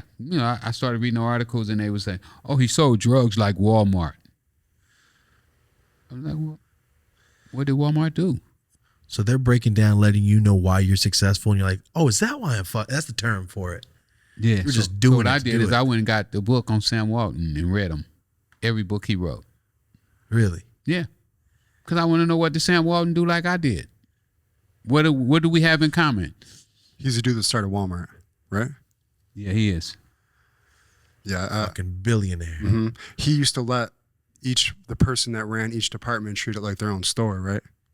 That was like one of the things that I remember that stood out. He's like, we got our team leaders, and you treat your section like it's your own store. Yeah, he was different. He was a different dude. Yeah, really humble. stayed low key. You know, he was the richest man in the world. He drove his same old pickup truck with his hound dogs in the back. Damn. And this guy, one of the guys who interviewed in the story, he made a statement that when Sam came to pick him up from the airport, he was looking to jump into the Rolls Royce. And he said he had this old pickup truck, and the pickup truck, the seat was wore out on the passenger side and had a spring that was sticking him in the ass. Yo, I mean, that's how rich people stay rich, man. Yeah. They said low key, and that's all they need is what their necessities, man. And he got, you know, Sam got lucky too. He got lucky a few times. But you know, that's what I did. Another one said I sold drugs like McDonald's, so I went and got the book on McDonald's. That's literally what I said earlier. Like, so you did it like McDonald's. They cover the whole property. I make money off you, and you're selling it with my name, making me more popular. Thank you. Pay me. Yes. That's what you were doing. Yes. So is that what inspired you to write the second book then? No, the second book was like just a stroke of luck, man. This guy wrote me when I was getting out. I had about 9 months left, I guess. And this guy out of New York named Coley Crutcher wrote me. And he was like, hey, man, I got a magazine called Get Money, and I think it would be appropriate to put you on the cover. And I said, oh, yeah? I'd only been on one other cover of a magazine before, so I was like, hell yeah, I'll do it. Fuck, Get Money. I like that title. Yeah, what a great title, for real. So when I got out, you know, we set up with my PO, and he paid for me to come to New York, bought me a suit, and put me in a hotel for a week, and the whole 9 yards, and we went around New York, and what was we selling? My T-shirts, I think. No, I wasn't selling the T-shirts then. That's it there, Get Money magazine. That picture been all over the place. Mm-hmm. Yeah, that's like your like headshot, right? It's like yeah. That feeling. Coley, the guy who co-authored this book, he that's his picture. He paid for that picture. So when we finished in New York, 21 Keys of Success. Yeah. What a fucking title. When we finished the interview, all the photo shoots and everything, he was like, "Damn, man, I don't want you to go." And I was like, "Man, shit, I got to get back to LA, motherfucker. I don't care what you do. I'm going back to LA. I'm not finna go back to jail." And he was like, "Man, what if I come out in LA and hang out with you for about 6 months?" He said, "I'll pay all my own way. I do everything myself." And I was like, "Shit, I ain't got nobody to hang with. I hang by myself anyway. You can come hang with me." And I had told him about my 3 favorite books when I was in prison. I was like, "Man, no way you chasing money and you ain't read these books. Something wrong with you." And everybody that I read about then had read those 3 books. Sam Walton, all of them had read those 3 books. So I was like, come on out and hang out. So he comes out and he hanging out, and he's going with me to all my meetings. You know, at this time, everybody's after me about my movie rights. You know, I meet the 4 most powerful guys in Hollywood. I'm sitting in their office, and they trying to make me offers on buying my movie rights. And I'm like, okay, thank you, but no thank you. Too low? Yeah, they all tried to lowball me, chump me out. You know, they thought because I was broke, I was a chump. I was like, man, I was broke in prison. I wasn't no chump, though. Ain't nobody fucked me in prison. They might say a lot of stuff, but ain't nobody gonna tell you they fucked me. So Coley was with me, and one day we go down and we get in the car and we riding off, and I look over and he's in this little yellow tablet and he's just jotting down. I said, man, every time we leave a meeting or something, you always writing in that damn pad. What you writing? He's like, oh, I just been keeping a journal. I said, wait a minute. You been keeping a journal from the day that you got here? And you been keeping notes of all the shit I've been going through and doing? I said, man, that's a book. Wait, so he involuntarily wrote a book just by keeping his notes? Yeah. We took his notes and made a book. That's amazing. Yeah, what a good fucking idea. That was my idea. Oh, that's a great idea. It was his idea to keep the notes, but it was my idea. Just like, yo, turn that shit into a book. How cool. That's how you brought your second book. That's how it got. That's how. What a fucking story, man. That's awesome. And then he figured out the keys that I was using for my success. you're a CEO to a giant company. You just didn't know it. You're doing the same tactics, same business practices that these legal guys in suits are doing. Making that money too, like billions and shit like that. You should put that on the shelf next to those books you were reading, right? That's like how I see it. Well, I think my books, when it's all said and done, that my books will be in that vein, because my books are Think and Grow Rich, Richest Man in Babylon, As a Man Think. They are those books. Napoleon from a Hill. street level. Yeah. From a dope dealer's level, from a guy who couldn't read perspectives. I mean, even though in Think and Grow Rich, you got Henry Ford who couldn't read either. So Crazy. my story was just so similar to all of these different people who books I read, and I was like, fuck, man. Yours just happens to be illegal. I should have. So? That's it. I mean, it goes down in the history books the same. I mean, Yeah, it it just happened to be you sold something illegal. Who said They it was sold illegal? something illegal. Who made it illegal? Exactly. If not, why that illegal and not alcohol, when more people died off of alcohol than died off of cocaine? Cigarettes. Cigarette killed more people than all legal drugs put together. So, but I believe that my books will go down. For sure, this one here is definitely going to be a best-selling book. It's going to sell Untold millions of Autobiography. copies. Once we'll link it in the description on everything too. For sure. So everybody check this people out. find out about it, like even with Joe, I ain't been back on Joe since my book been out. If I went on Joe Rogan's show with this book, it would go crazy. I was broke when I went on Joe Rogan's show. Joe Rogan is the one that this T-shirt came from Joe Rogan. Really? Yeah, this is his idea. I went on the show and I told Joe, fuck Joe, I'm fucked up. I'm doing bad, man. I'm out here bad. And he was like, you know what you need? And I was like, what do I need, Joe? You need a T-shirt. I said, oh, fuck. A T-shirt? Motherfucker, I need some Not money. what you thought he was going to say. Yeah, I thought he was going to pull out his checkbook. And Yeah. You need a fucking check here. You need $1 million, man. check, You know what you mean? man. Watch what I can do with a check. Yeah.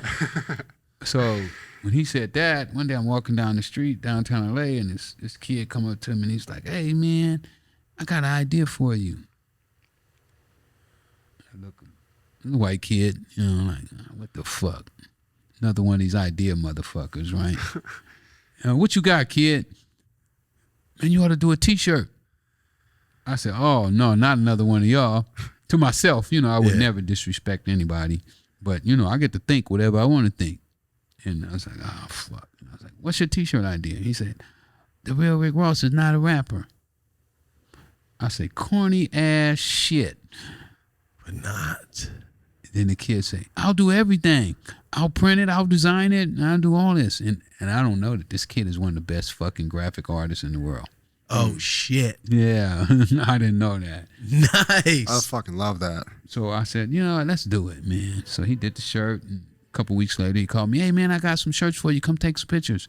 So I go down, I take some pictures in the shirt, and he throws me 100 of them. I was like, huh? These are mine? He's like, yeah, those are yours. Fuck, okay, I'm gonna sell these fuckers for $5. And I get on the street and people start giving me $20 for them, man. Yeah. Took you right back to that first rock. I saw all of them in one day. I know what to do with this shit. It's Yeah. the I same- said, what? It's different, huh? Selling clothes and shit. It's like having shit like, well, I have this much stuff. I got to get rid of it. If I get rid of it at 30, the rest is profit. Let's go. That's how I do with these clothes. I stopped selling weed, started selling clothes, man. Same thing. It's just like, how can I do it? I got 24 bands and this. All right, I need to break it down at this price, blah, blah, blah. Drug math is the ultimate math. I say it every fucking episode. Any math we do gets translated to pounds and then comes back to what we're talking about with him. Yeah. It's the only way to do it. It's all the same. It's the same. It's It's the the same same thing for everything of business. Yeah, so that T-shirt, should I go on Joe Rogan's show? Joe takes me back on the show. That was my last time coming on the show. Two episodes, right? Yeah, 2 episodes. Yeah. He takes the T-shirt and he puts the fucker on. Good shit. I remember that. He puts the fucking shirt on camera. Breaks my fucking PayPal. Nice. PayPal goes fucking bananas. Like 2 days later, PayPal go banana. They had to verify you and everything still. Huh? They thought I was fucking Scamming. Scamming, Wouldn't man. pay you at first, huh?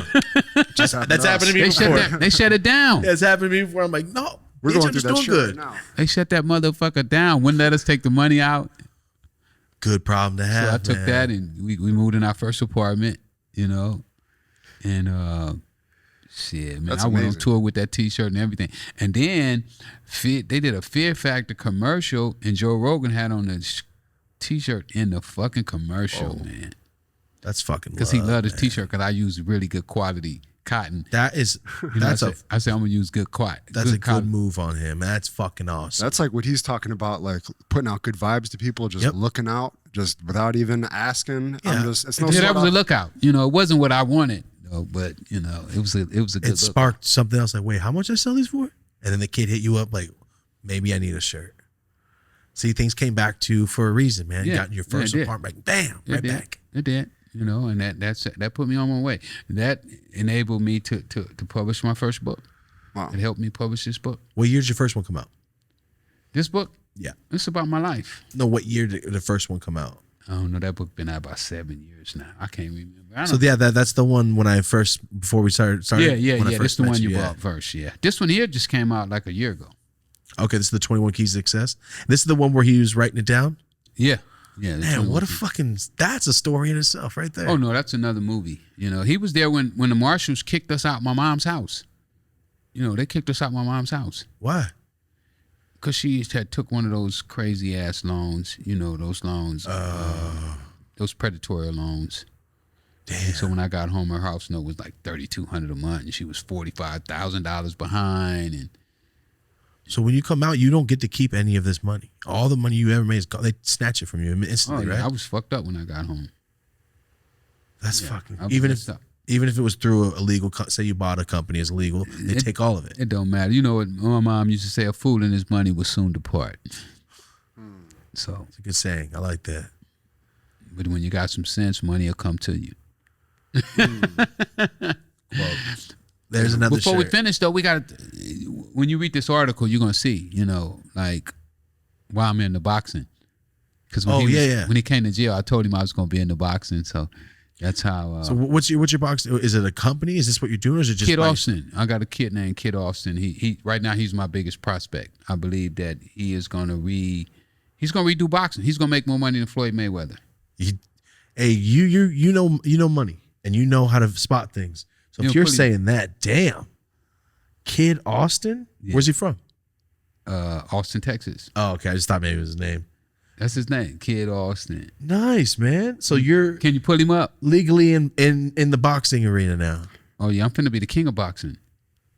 I ain't just in boxing. I'm gonna take boxing over.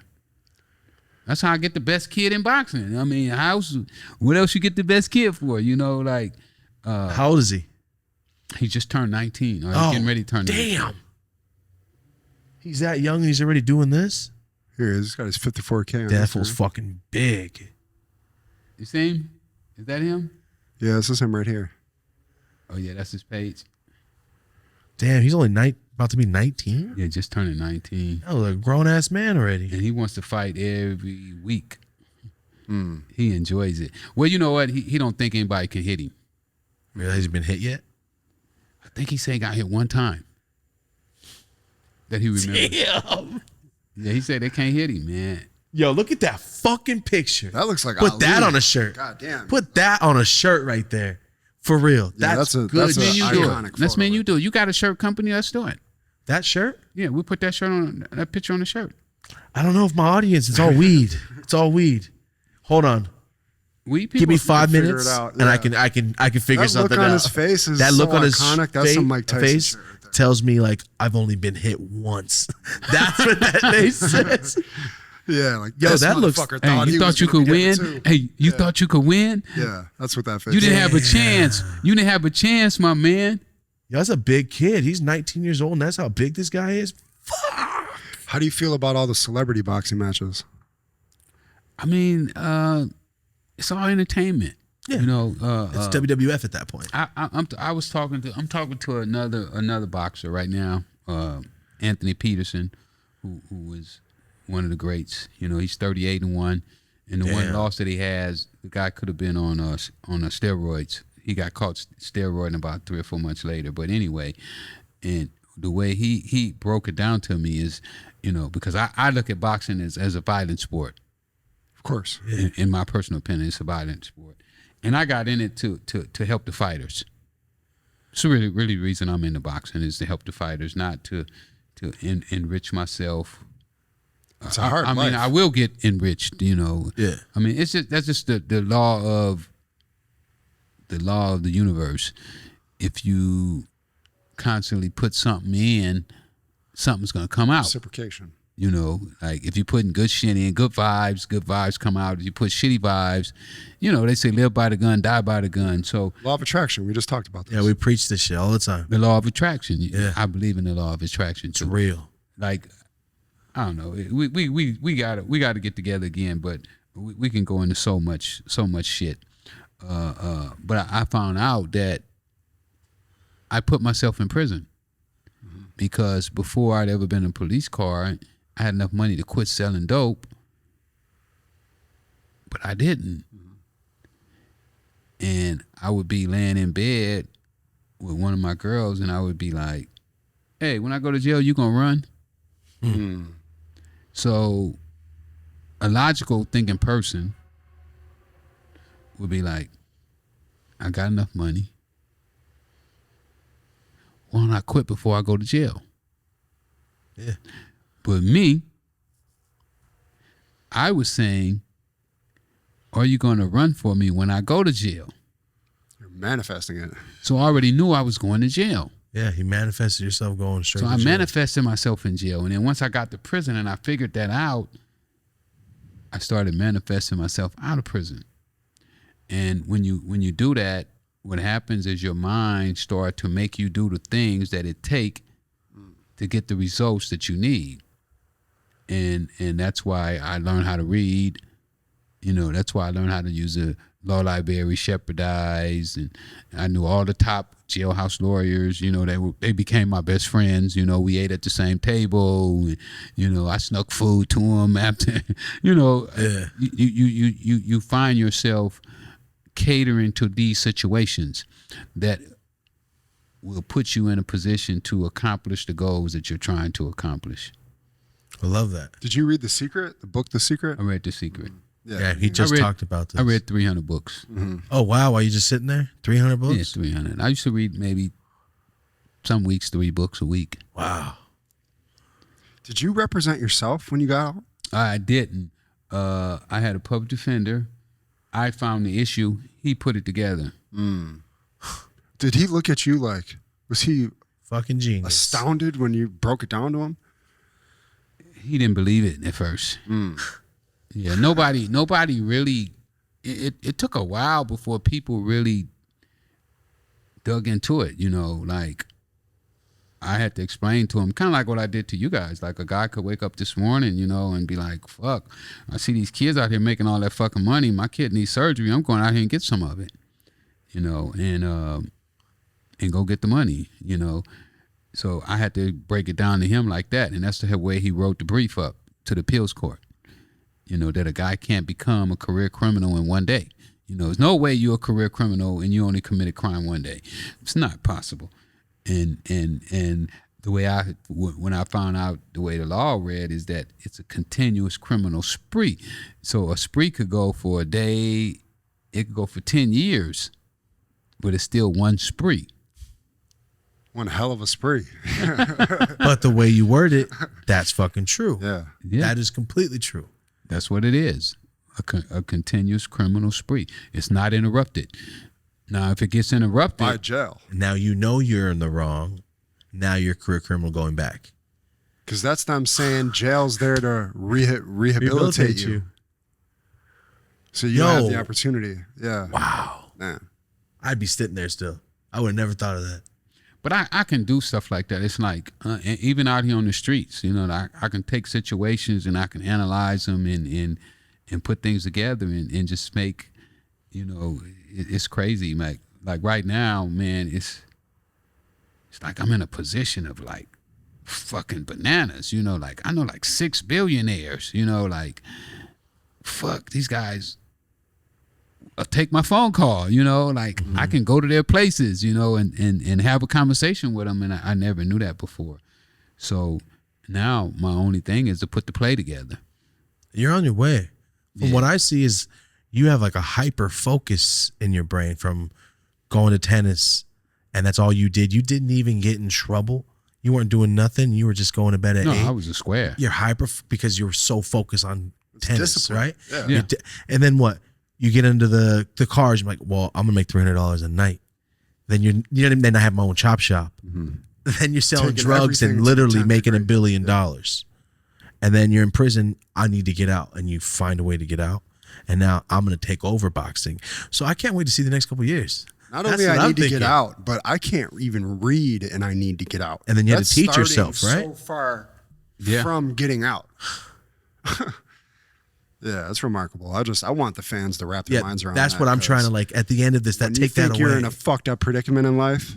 You're not. Read that. They got to read that article because Jesse did his research. Yo, we're gonna link that, and I'm gonna link these and any other websites. And tell them you to got. follow me on Instagram too. At Freeway We'll put, Ricky. we'll put all that right when you pop up. Facebook, Twitter. pop Did you tell ups. us about your weed brand at all? That's our audience. I think that's our main Oh yeah. target focus. So oh yeah. I'm getting ready to open my dispensary up. And are I hope- you?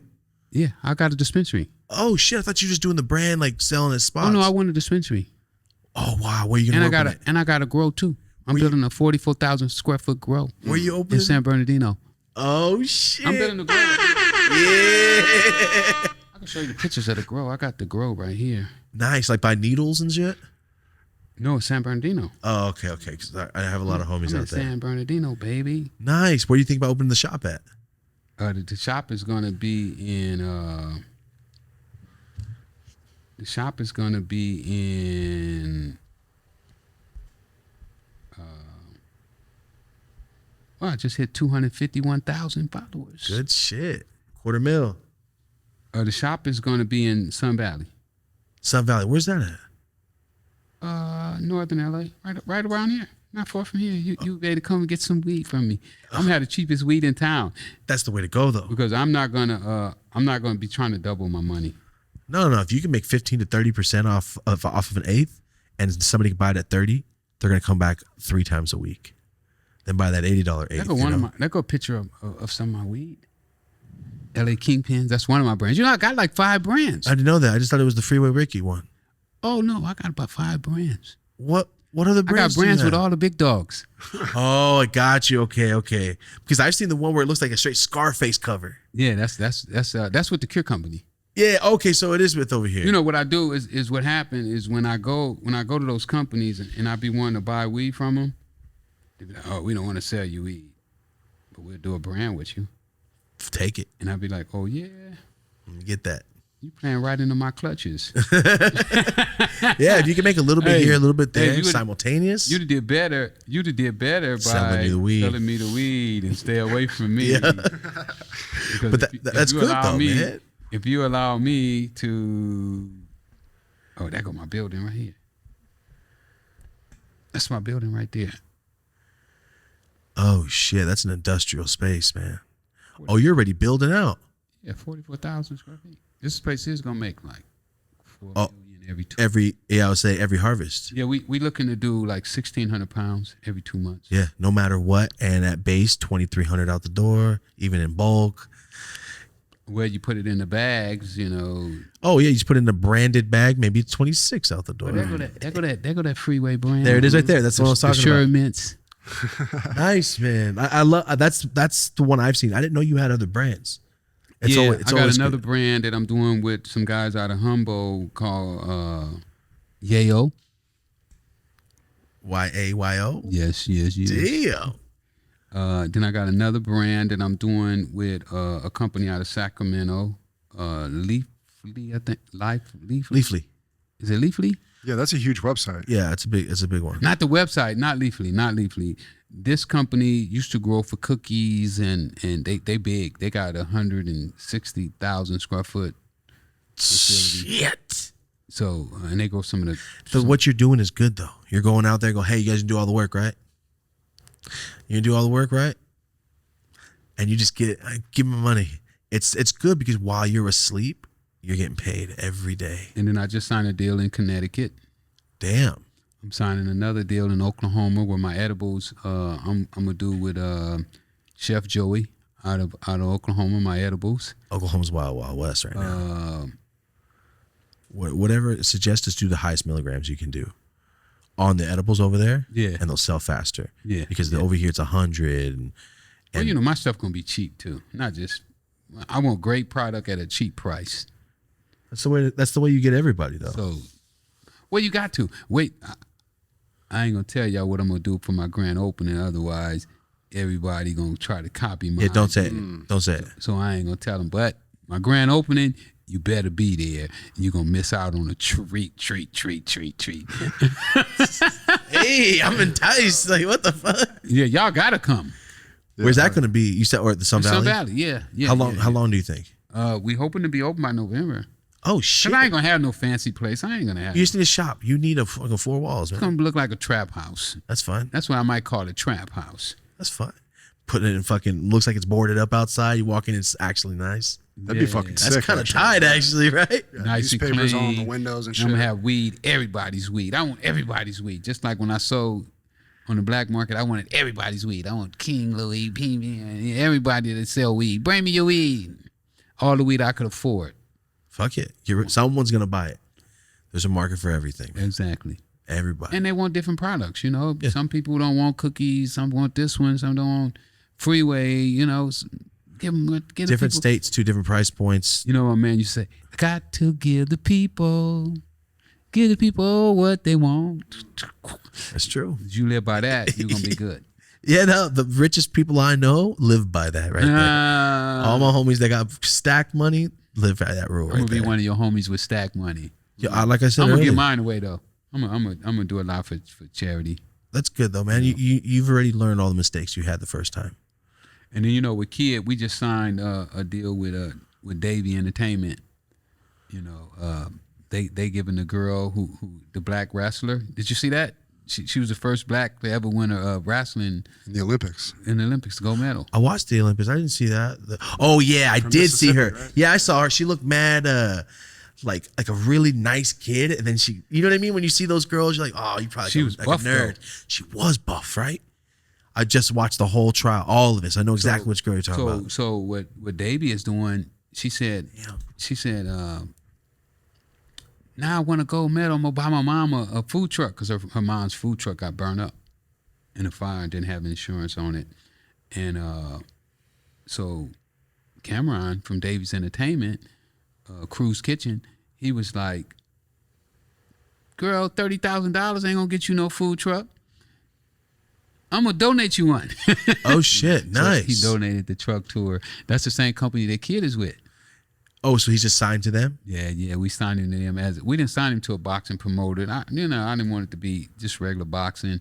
I wanted it to be more entertainment. You know, like, look, man, you got more than just a boxer. You know, boxing is for like just. I mean, you know, you could be smart in box too. You know, I think Sugar Ray was pretty smart. Ali was smart.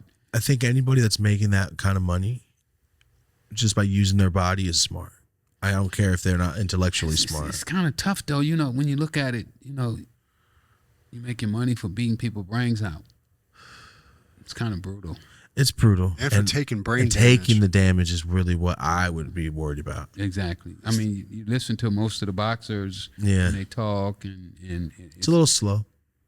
I get it. It's not worth the sacrifice. I would never, like I said, how much you take a shot from Mike Tyson? Like, no amount of money in the world. Yeah. Because he might fuck me up in one shot. Exactly. You may never never live to spend a dime of it. No, hell no. It's not worth it. So, I mean. The same thing with Kid. If you take a shot from Kid will knock you down. I don't want to take a shot from that guy you showed me. And anywhere on my body. I don't want to get hit by him. And especially if they get a clean shot, you know, like. I'm going to throw up. Yeah. I'm going to throw those up. guys, they practice hitting you in certain places. Yeah, to knock your wind out. Like, I think it's illegal to hit back, but right here is the spot I always see people kidney. drop. The kidney. They want to hit drop. that kidney. If they hit that kidney will shut down. And when the kidney shut down, you're going down. So they get paid enough for doing their thing. They don't. They don't. Not in my opinion. No. The only boxers I ever seen, these people was making so much money. So that's the only. Oh, Floyd Mayweather. I don't watch boxing really, so it's like I hear about these guys like so and so made Jake 30 Paul's mil. making a lot of money. That's now. entertainment. I get that. But that's what it should be. I get it. It should be entertainment. You know, it needs to go back to where it's entertainment, and the guys who are taking all the punishment and doing all the work should get all the money. You know, and the guys who are sitting in those big fat offices, the promoters and the managers, should get very small money. You know, you're not getting hit in the head. You know, you're not running all those UFC? miles every day. Yeah, UFC does a lot of evil shit like this. Yeah, so that's why I'm into boxing. Good, man. I can't wait to see that. Bring it back into. I mean, I've been watching it the past couple of years, but my mom's a boxing fan, so that's why I grew up seeing. You guys got to come out to one of the kids' fights and check him out, man. You just let us know. I'm down. I'm down. I've never been to a boxing. I've never been to a fight. I've never been to anything. And man, you could do a weed shirt. Was A that? weed shirt. should We be could do a weed legendary. shirt. A weed shirt. Marijuana. Give me 10 minutes, and I Should can it come be up so with a design. legendary? All right, come up with a design for I can us. come with a design. All right. Well, you heard it here. All right, you heard it here first. I can come up with Do something. better in than Joe minutes. Rogan did. Joe Rogan told me to do the shirt. Broke He didn't PayPal. I will design it. make it. And you're going to make the shirt. Yeah, I got you. All right. I got you. That's the deal. Yeah, don't worry. I think of it all up, and then someone could draw it. All right, let's do it. I got it. I need a great weed shirt so I can wear it to the dispensaries when I I go got out. you. Easy. No. That's right up my alley, man. Let's do it. Yeah, I'm down. All right. So we'll link all your stuff, all your socials and everything. Where can people find the books? They can get it at my website. Don't go to Amazon. Don't go to Amazon. No, I ain't going to sign if you buy it from Amazon. Don't go to Amazon. If you buy it from my website, I will sign and autograph it. And with an autographed copy, you get to come to the 100,000 party. Hey, When I sell 100,000, I'm going to throw this big party. nice. Yes. See, And the you're only on the people- marketing tip already. And the man. only people can come, If you have gotta that have signed an book. autograph. I don't care if you got $1 million, you can't get in the door if you don't have an autographed copy. That's going to be my rule, and I ain't going to change. Nice, man. I love it. I love it. So what's the website? Freeway Ricky Ross. Freeway Ricky Ross. .com. Nice. So we'll have that linked in the description, guys. For every single social he's got, we have it linked in the description. So if you're on Spotify, Apple, Google, whatever you're on, YouTube, it'll be in the description. Man, thank you.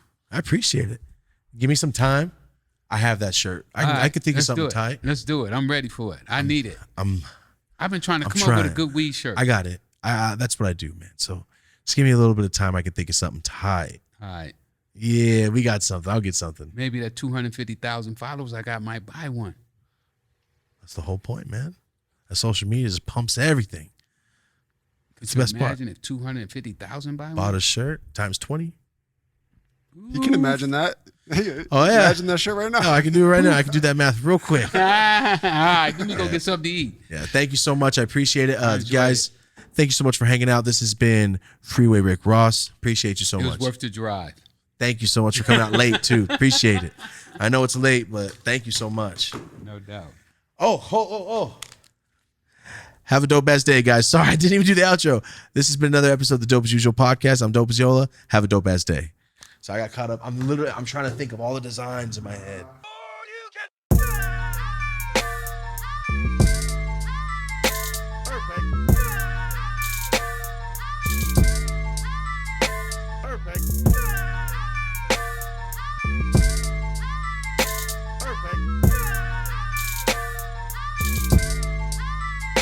Perfect.